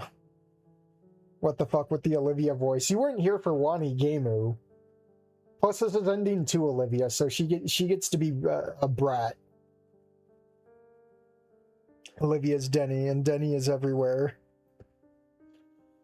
It's as if my vocal cords had resigned themselves to saying a word. Luckily, it was Olivia who broke the ice with a question as simple as it was uncomfortable. So, how'd it go? There was so many possible answers, so many stories that could be told. However, none of them feel like they should be shared. It's as if the freedom with which we used to speak at the beginning of our relationship had vanished, replaced by a wall of decisions that has led us to this moment where we can barely consider ourselves acquaintances. And in the end, only a monotonous response comes out of my throat. I got promoted. She's like shocked for a moment. That's hilarious. Oh, never mind. She's a little surprised, but her melancholy expression returns immediately. Damn, that could have been money I could have had. That's great. I'm happy for you. I suppose now it's my turn to be formal.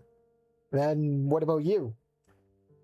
Her gaze lowered with a touch of sadness and nostalgia. I noticed her playing with her hands, something she used to do when she was nervous, or on the rare occasion when she decided to dignid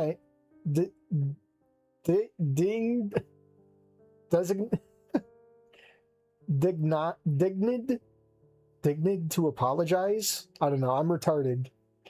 Inko, I'm getting evicted. I need a place to stay. The pains won't take me back, Inko. However, something inside me refuses to accept that it's the latter, and after several seconds of silence, the waitress returns to the table, placing our appetizers in front of us.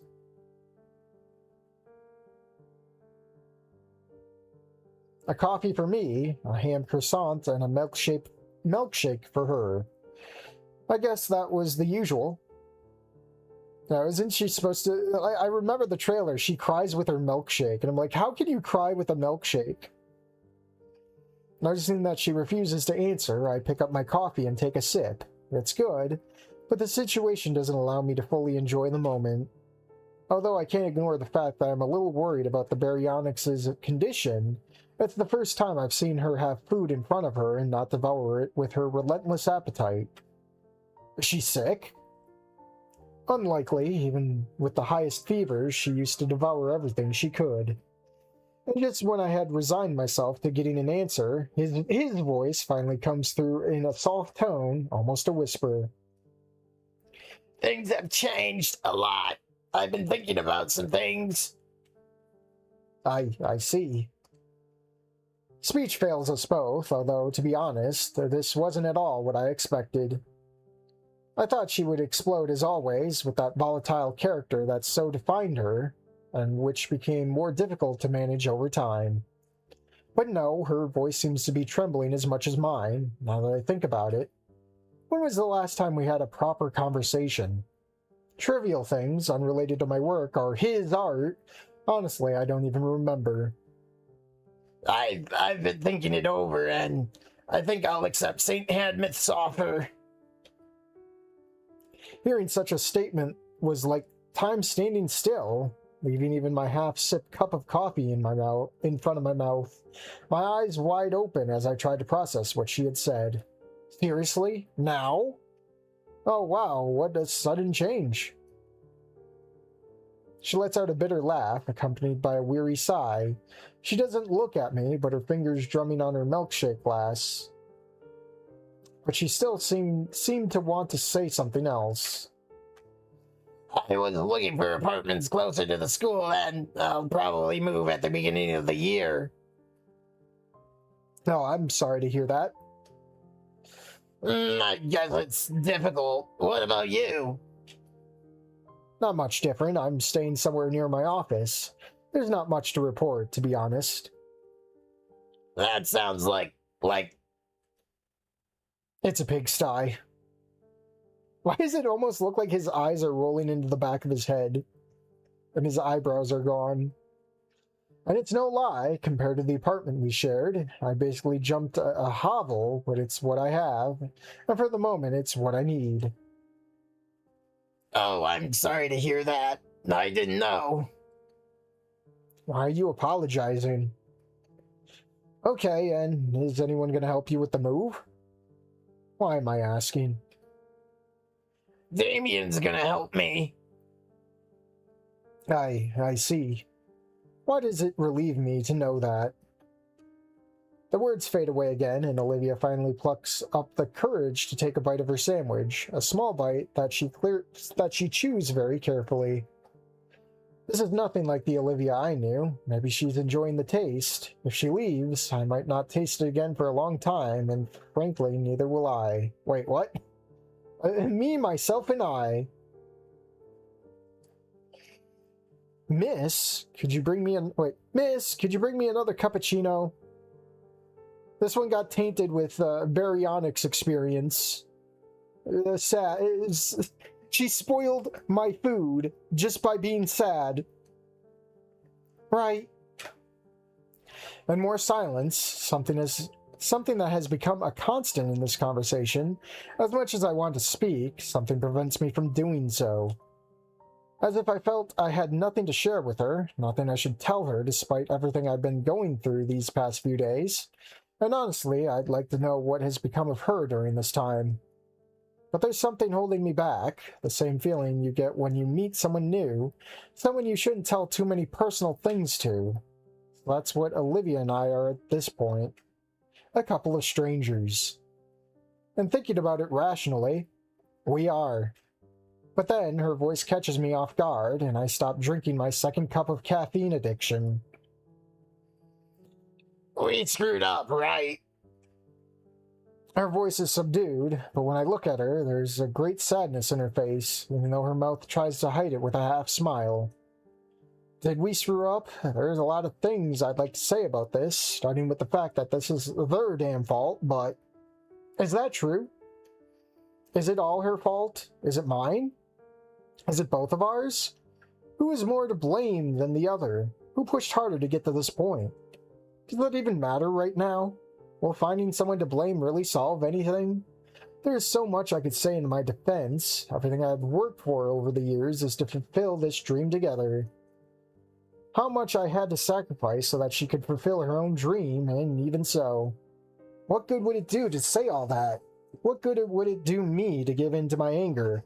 stand up, bang on the table, and start yelling at him everything I have inside me. All my broken dreams. What good would it do?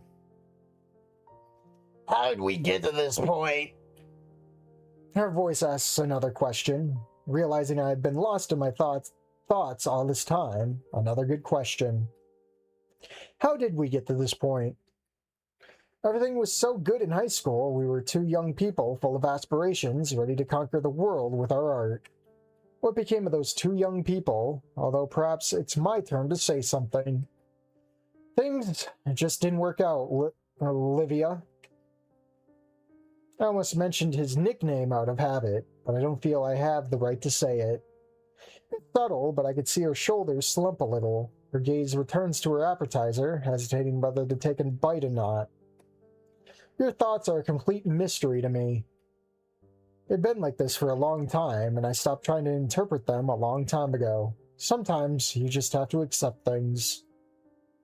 Look, Olivia. My voice tries to remain steady, but it's harder than I imagined.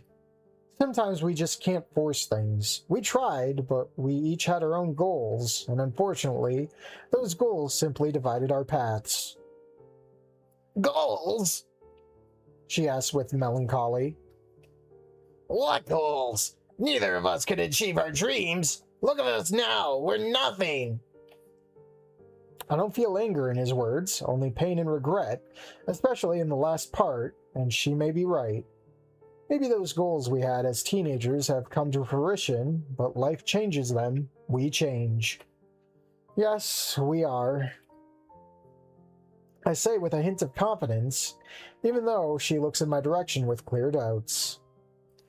We are an office worker. Oh no, he's become plural. He's become multiple people. We are an office worker and an art teacher from St. Handmuth. Someone told me not long ago. I spent a long time searching for a dream that never came.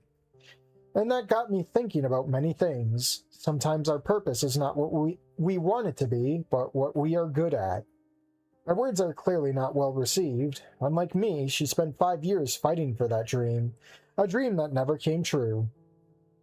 But that doesn't mean we have to stop trying, right? That last sentence seems to catch his attention, and she finally looks me straight in the eye for the first time since this conversation began, allowing me to see the sadness she carried with her, a sadness very similar to what I saw when I looked in the mirror a few weeks ago. Just because you're an art teacher doesn't mean you have to stop painting. I recently managed to reconnect with photography, something I thought was impossible a month ago. But I'm getting back into it, or at least trying to. I'm glad to hear that. For a moment, her face shows genuine happiness, though it fades slightly into an enigmatic mix of joy and sadness, and I feel I need to say something more. I know you'll do well, Olivia. If you manage to teach me, I'm sure you can teach anyone else. She lets out a laugh, shaking her head, surely remembering those disastrous moments where I wasted easels and paint. Besides, I'm sure Idekin would be proud of you if you did.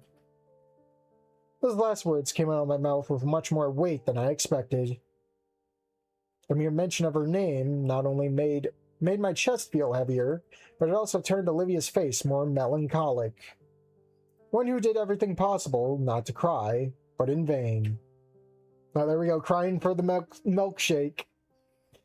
I'm sorry. Her voice is soft like a plea, as the first tear begins to roll down her cheek. I'm sorry. I'm really sorry. This is all my fault. I should have done things differently. I should have looked around me and not have behaved like a selfish person. Her tears grow stronger, and an impulse inside me tells me I should help her, stand up, and dry her tears before my own begin to fall. But I can't do it. My heart's for Lunara. I can't do it. I didn't realize. I was so frustrated, and I didn't realize how much I was messing things up. I took my frustration out on you, and it wasn't fair. I'm sorry. I'm really sorry. Not only did I ruin my life, I ruined yours too. I'm sorry. I understand if you hate me for that, but I wanted to apologize for that. I'm sorry. Olivia's strong. Olivia's really strong. Stronger than I ever was. That's why seeing her like this, so vulnerable, feels so strange and heartbreaking. I may no longer have romantic feelings for her, but I'm not a monster, or at least I want to believe that I'm not. And to see her like that, with her hand over her snout and squeezing her eyes shut to stop crying, I simply cannot just sit around doing nothing. So I left the cafe. Oh, here's our first choice. Actually, probably just save over that.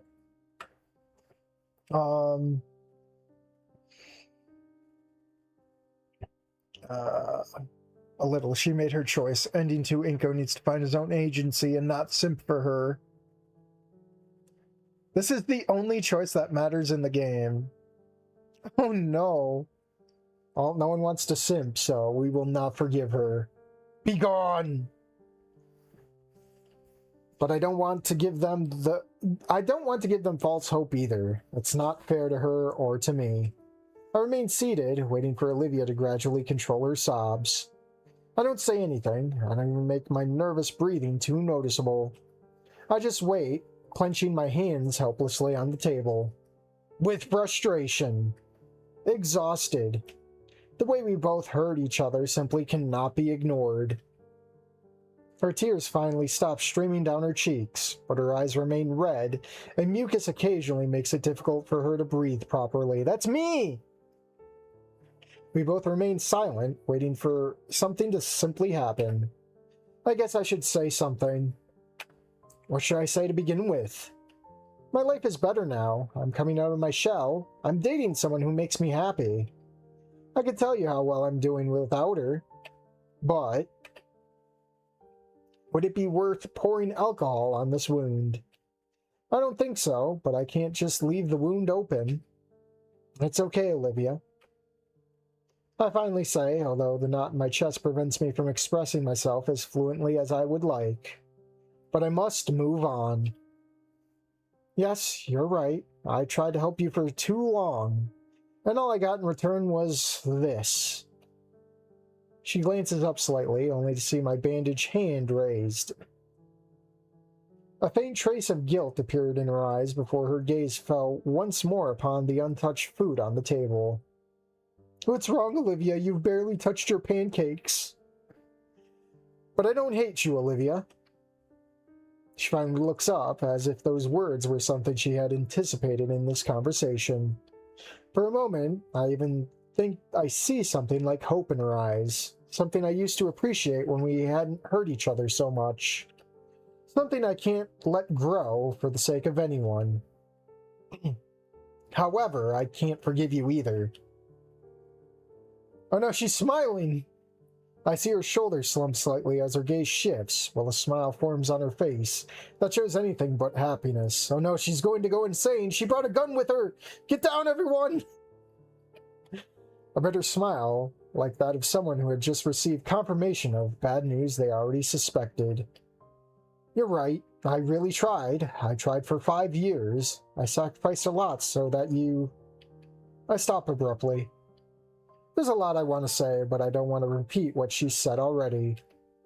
I have many more things, every piece of garbage she did to me out of her selfishness. But it's not worth it. There's nothing I can say now that she doesn't already know. I don't want to keep torturing myself over this. It's not worth it. Olivia, it's time for you to leave. We'll be fine. You just have to go. I speak again, although my voice is now harsher. It's best for both of us if we go our separate ways. She doesn't even flinch, probably anticipating that this would be the end result of this conversation. Her gaze remains lowered, and her breathing is so slow she could easily be mistaken for a statue. I'm waiting for an answer, anything, but all I get is silence. Acceptance. Assuming there was nothing more to say, I slowly stand up, and my muscles feel heavier than ever. My gaze rests on her one last time, as if a part of me were waiting for something, anything. But all I get is silence. For both of us. Goodbye, Olivia. No tears? Oh, there's the tears. No, my chocolate milkshake melted! Why? I turn around and go to the register to pay for my share before I leave. The employee gives me a friendly smile, but I can see the cracks in her expression. Whether she knows anything about what just happened or not, the truth is I don't want to know. I just keep walking, ignoring the sobbing I heard behind me. The winter cold greets me outside with an icy embrace. My chest hurts. I know I did the right thing, but that doesn't make it any less painful. I think I need to talk to someone right now. My hands slide into my pocket as I head to the bus stop, but it doesn't take me long to find the contact I was looking for. Looking up from my phone, I see Truck Coon coming along, and Olivia's just wheeling herself along the road, trying to call out for my attention. But it's too late. Truck Coon claims another victim.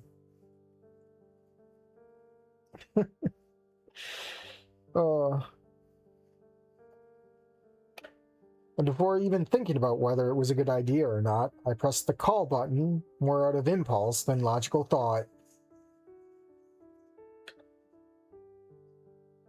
Olivia is going to fall down the same path as Alia. Fall out of her wheelchair. Hey, Inky, what's up? Hey, Lunara. Is it something wrong, Inko? You sound a little down. I guess I can't hide it from the tone of my voice. Well, just a few things happened and I'm kind of tired. That's all. No, don't worry. Well, I really hope you're okay. I am. But enough about my boring day. How was yours? Well, pretty good. The workshop was crazy today, too. Lots of work and last-minute orders. She said in a more cheerful tone, enough to cheer me up, too. Huh, that's good for business. You could say that again. And to what do I owe the honor of your call? Well, I wanted to ask you, do you have anything planned for tomorrow? After work, I have nothing.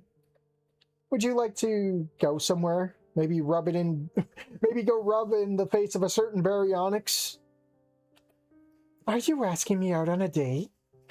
She said in a playful tone. Yes, you could say that, and besides, I'd like to tell you something important. Oh, I see. That's fine. I'd love that. Perfect. See you tomorrow, then? Yes, see you tomorrow.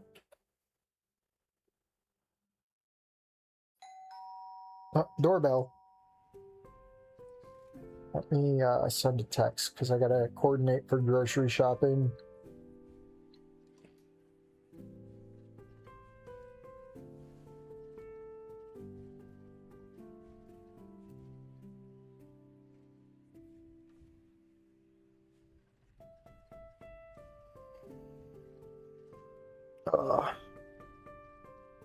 Olivia wakes up with their pronouns as they, them, and goes by Claw and spray paints graffiti on school grounds. Also has a half-shaped head. Oh no.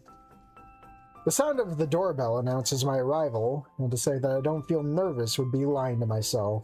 Today is a special day.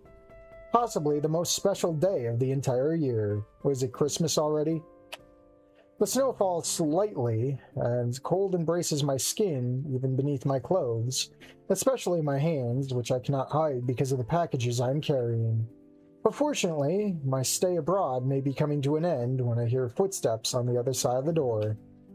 The doorknob finally turns, and a monochromatic figure greets me at the entrance. One that's happy to see me, but doesn't much enjoy the cold from the outside entering the dwelling. The dwelling to which we were both invited. Hello, Winky. You finally made it. Come on in. The heat is escaping. Excuse me. That's Christmas. Fucking hot. Oh my god.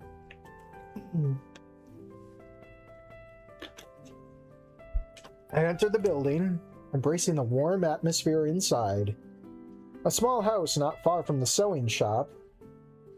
where a small room with a lit fireplace and a modest Christmas tree welcomed me. Can I leave the gifts here? Of course! Tarya, Judy, Inko is here! Her enthusiastic shout does not go unnoticed, and soon a somewhat grumpy head appears from the kitchen, wiping her hands on the apron she was wearing. She was the matriarch of the house, who was clearly not happy about my late arrival. Inko! Oh god. It's time to get the phone out again. Alright.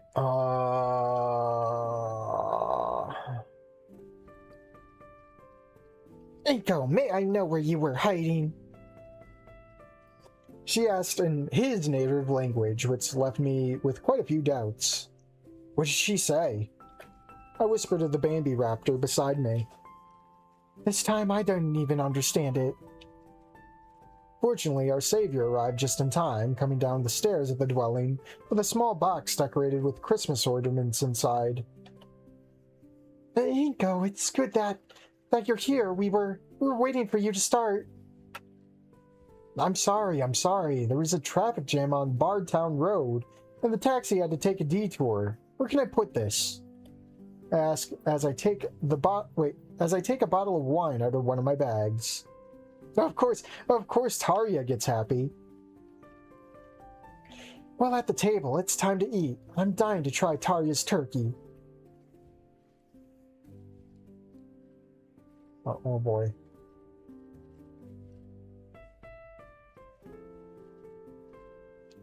Keep doing the same thing and you'll gain weight, boy. Tarya! I didn't understand what the older Trudon said, but it was clearly something Lunara didn't like very much. Apparently it was something embarrassing because Judy began to laugh softly while the Bambi raptor blushed deeply. One that intensifies when you look in my direction, player, seconds before looking away. Well, let's eat. It's late. Inko, help me carry the things to the table. I'm coming after you. It's hard to believe that almost 2 months have passed since my life changed so drastically. Oh no, Judy, what are you doing? And the strangest thing is, I feel that in this time I've done more than I have in my previous 5 years. It's been tough. I've closed chapters in my life and opened others that I never thought possible, but most importantly, I haven't been alone. She could break your spine with her bare hands, Inko.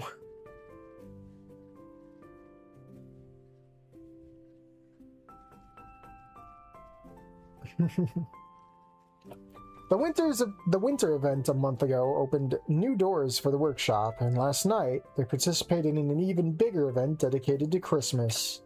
Dozens of Santa Claus costumes had to be made for a large choir performance held by the city's Central Park, and I had plenty of opportunities to take some great photos. Now, not only do I help out as a cameraman in the workshop during my free time, but I also help manage the venue's website. Judy created it a couple of years ago, but it was simple and not really very eye-catching. But with a few adjustments and the help of an old friend of Trudon's, we managed to create something quite attractive that appealed to everyone. These days that I had to deal with that schizo woman were complicated, especially because she seemed to have a screw loose, but she knew what she was doing. She codes in Temple OS, you know. But for my part, things have gone quite well. I've kept my job as a shift supervisor, but in my free time, I dedicate myself to what I love and what I was so passionate about when I was younger. Taking photos of the places and events that most catch my attention, and create a small space on Pinterest and other platforms where I could share my art, and I already have a moderate number of followers. However, this is nothing compared to my work on the workshop's website, where my photos of the various events we have participated in fill the space for all to see. I basically became an associate of the venue. One of the photos I took at that event even appeared at the back page of the local newspaper in the Asian neighborhood. I know it's not much, but it's a start, and I can't stop that hobby, even now. Oh no, Tiny Inko! What is Judy doing? Inko, put that Kimby Raptor exclaimed, somewhat annoyed, holding a bowl of chops in one hand and chicken on sticks in the other. The perfect moment for a photo. Text, hold on. Did I mix? Inko! I'm coming. Oh yeah, this Tarja looks a little rough. I mentioned that in the trailer thing from last stream of this. I put the camera aside and rushed to help her, taking one of the containers and... Oh boy, I'm gonna be cut shorter now. I'm sorry. Well, at least we got a good chunk in. I'll keep going, I got some time. Just not as much as I anticipated. Taking one of the containers and placing it on the table, leaving a large space in the center for the turkey that Tarja had right behind it. Meat, and more meat. Well, look at that, it's meat too. The downside of being a guest at a Christmas party at a carnivore's house. Literally, there isn't a single vegetable on the whole table. There isn't even any bread, but hey, it's partly my fault for not anticipating that. Turkey stuffed with ham, roast chicken and kebabs, pork and bacon pastries, beef ribs and minced meat. Oof. Everything truly has an exquisite flavor, accompanied by different sauces, with barbecue being the most popular. Tarja also made something called Lihalpalat. No idea. It was basically a kind of spicy meatball soup. And another thing called Lipajusto. Anyway, it was just cheese, but it felt different, creamier. But you know what was delicious? Was something called Kalakuko. Damn, what words? It was fish dough wrapped in strips of bacon. By Jesus Raptor, it was divine. Although without a doubt, the funniest thing was that Tarja, Lunara, and I were enjoying the white wine I brought while Judy enjoyed her juice. I don't criticize her, but sometimes it's like being around a little girl, and that has its own charm. I think I'm going to explode. The baby raptor complained, now collapsed on the living room sofa. I'm not saying that. I thought you would even eat the plate. Yeah, stop bothering me. Did you just take my picture? Technically, I took a photo of the moment. By Jesus Raptor, Inc. And here I am with this bloated belly. Give me that thing. This time I'll delete it myself. Yeah, you'll have to pry it out of my hands. I should have just said, Ja, you'll have to pry it out of my hands. Give me that right now. The monochrome girl tried to snatch the camera from me, and since I was sitting right next to her, she tried to lean over and take it. But all it took for me was to throw my arms back so she couldn't reach it. And partly because she was so full she couldn't even move. The darn thing practically ate the whole turkey.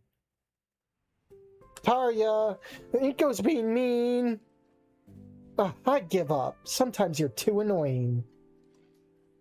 She finally says, defeated, returning to her resting state with a frown, and her arms crossed, interrupted by the soft laughter of the matriarch of the house, who was enjoying a nice hot tea, sitting on her personal sofa next to us. Too complicated. I stick to eggs. Despite Judy being like 3 years older than Inko, she still drinks from a juice box. Hey, some habits die hard. Be nice. Oh boy, here we go.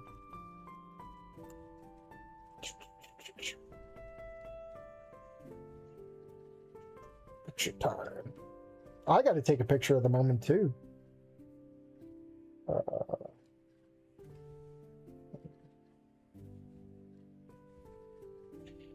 You young people are so affectionate when you fall in love. At his comment, Judy laughs a little, but Lunara shrinks back slightly in her seat.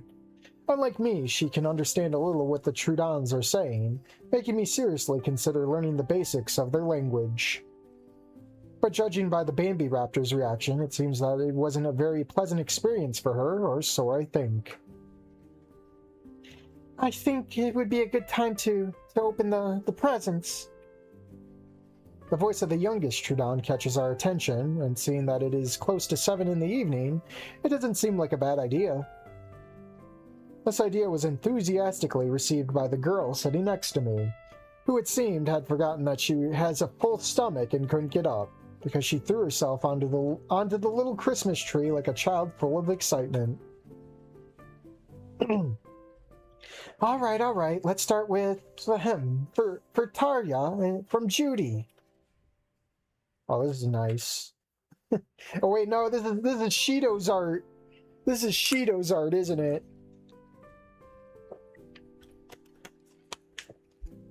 Everywhere I look, there he is. The Bambi Raptor held out her hand with the gift towards the older Trudon, who accepted it with a smile. Without wasting any time, she reached into the package and pulled out a red sweater that looked quite comfortable. In fact, having seen Judy's work for so long, I could swear she made it herself, and from the way Tarya felt it with her face, I could sense that it was very warm and soft. Oh boy. Yes, it's Shido. His style is unmistakable. My little Kitos, I love you, according to the translation. Uh-oh. Oh boy. More! I love you too, Mom. Merry Christmas. I understood that. The young Trudon gets up from her seat, approaches her mother and gives her a big hug, then sits on her lap as they wait for the enthusiastic Bambi Raptor to deliver the next gift. For a moment, I even imagined Lunara with a fake beard and a huge sack over her shoulders. Well, wait, Lunara, huge sack? What are you implying, Inko? Imitating Santa Claus himself. Gifts were coming and going, and what you could find inside the packages was as varied as it was colorful. Judy gave me a puppet of a little Inko with an impressive level of detail and a rather handsome face. I admit it, I'm jealous of my counterpart, although it was more of a joke by Lunara, who snatched it from my hands and began to imitate me while shaking a little mini-me in her hand. At that moment, none of those presents could hold... Wait. None of those I was reading that. None of those present could hold back their laughter. My gifts were quite complicated to decide, so I just decided everyone gets Amazon gift cards. That's not like giving a man shaving cream and a good quality skin lotion as Tarya did with me. I bought the older Trudon a set of knitting needles and balls of yarn from a major store in town. I know she spends her free time knitting, and I really couldn't think of anything better to give her. It was embarrassing, I must admit, but at least she smiled at me and thanked me for the gift, though at this point I don't know if it was out of courtesy or genuine gratitude. Well, my package is on while I still have the text.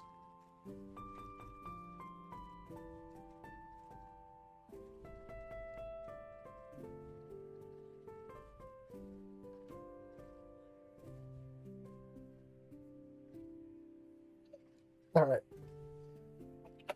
Judy was a little easier. The young Trudon has a certain obsession with chocolate, despite being a carnivore, and various treats from a store specializing in carnivores became a rather fitting gift. It was funny to see her eyes light up when she saw the largest box of chocolates, although Tarya's look was enough to let me know that I should take it easy. And to top it all off, Lunara gave him practically the same thing, even though neither of us had agreed to it. Now the problem of diabetes was on my mind. Tarya also received a bottle of an alcoholic beverage called Laka from the Bambi Raptor. Apparently it's a blueberry-based liquor that's popular in his home country. I don't know how good it is, but the older Trudon didn't even wait until Christmas to open it and have a drink. Straight from the bottle. And from her reaction, it seemed like it was like tasting home again for her. Instead, Lunara received an Asian-themed dress from Judy and a pair of gloves from Tarya, which she accepted with great joy. And finally, it was time for the last two gifts. And for the end, from Inko to Lunara, and from Lunara to Inko. The Bambi Raptor said in an amused voice, standing up and flopping down on the sofa next to me, placing her gift on my lap and mine on hers.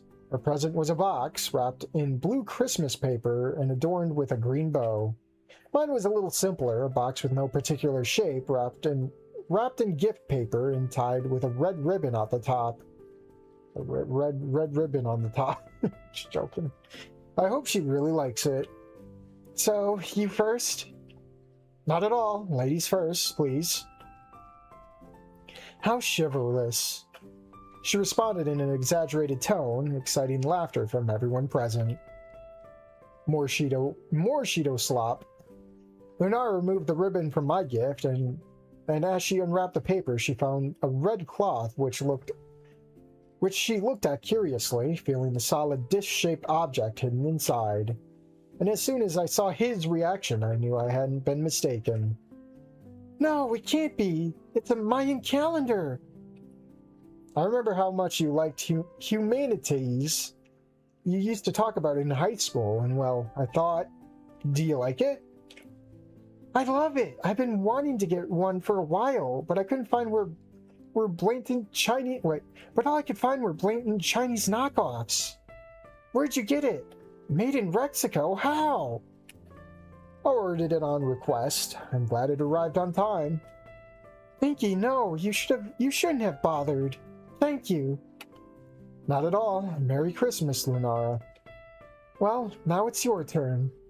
All while this is happening, Olivia's just crying herself to sleep for like the 18th night in a row. True, now the last gift of the evening lay at my feet. The urge to open it was overwhelming, and I simply couldn't resist with so many eyes on me. So without further delay, I removed the wrapping from my gift and was surprised by its contents. There we go. Wow, a set of glasses? How?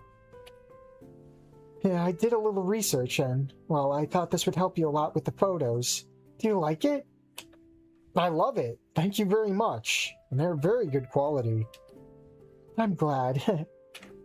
For heaven's sakes, don't tell her that they're the wrong model. Don't tell her. Don't tell her. Do you have a gift receipt? What if you try them? Damn it, Judy, don't help me. No, I can't because it needs to be calibrated and all that. That'll take me a while. I'm grateful to Jesus Raptor for making my little lie work, because rather than being discouraged, those present seemed to accept my story. When I figure out how to solve the problem, for now, I just want to get through this moment, chatting, enjoying some tea, and having a good time. At least until Judy's cell phone rang in her pants pocket. Hello, Wendy, yes. Merry Christmas to you too. I miss you too. How are you doing in Minnesota? The younger Trudon stood up and went upstairs, looking for some privacy to talk to the one Lunara told me was her partner. Lesbo slop, who was studying at the university. I don't remember what.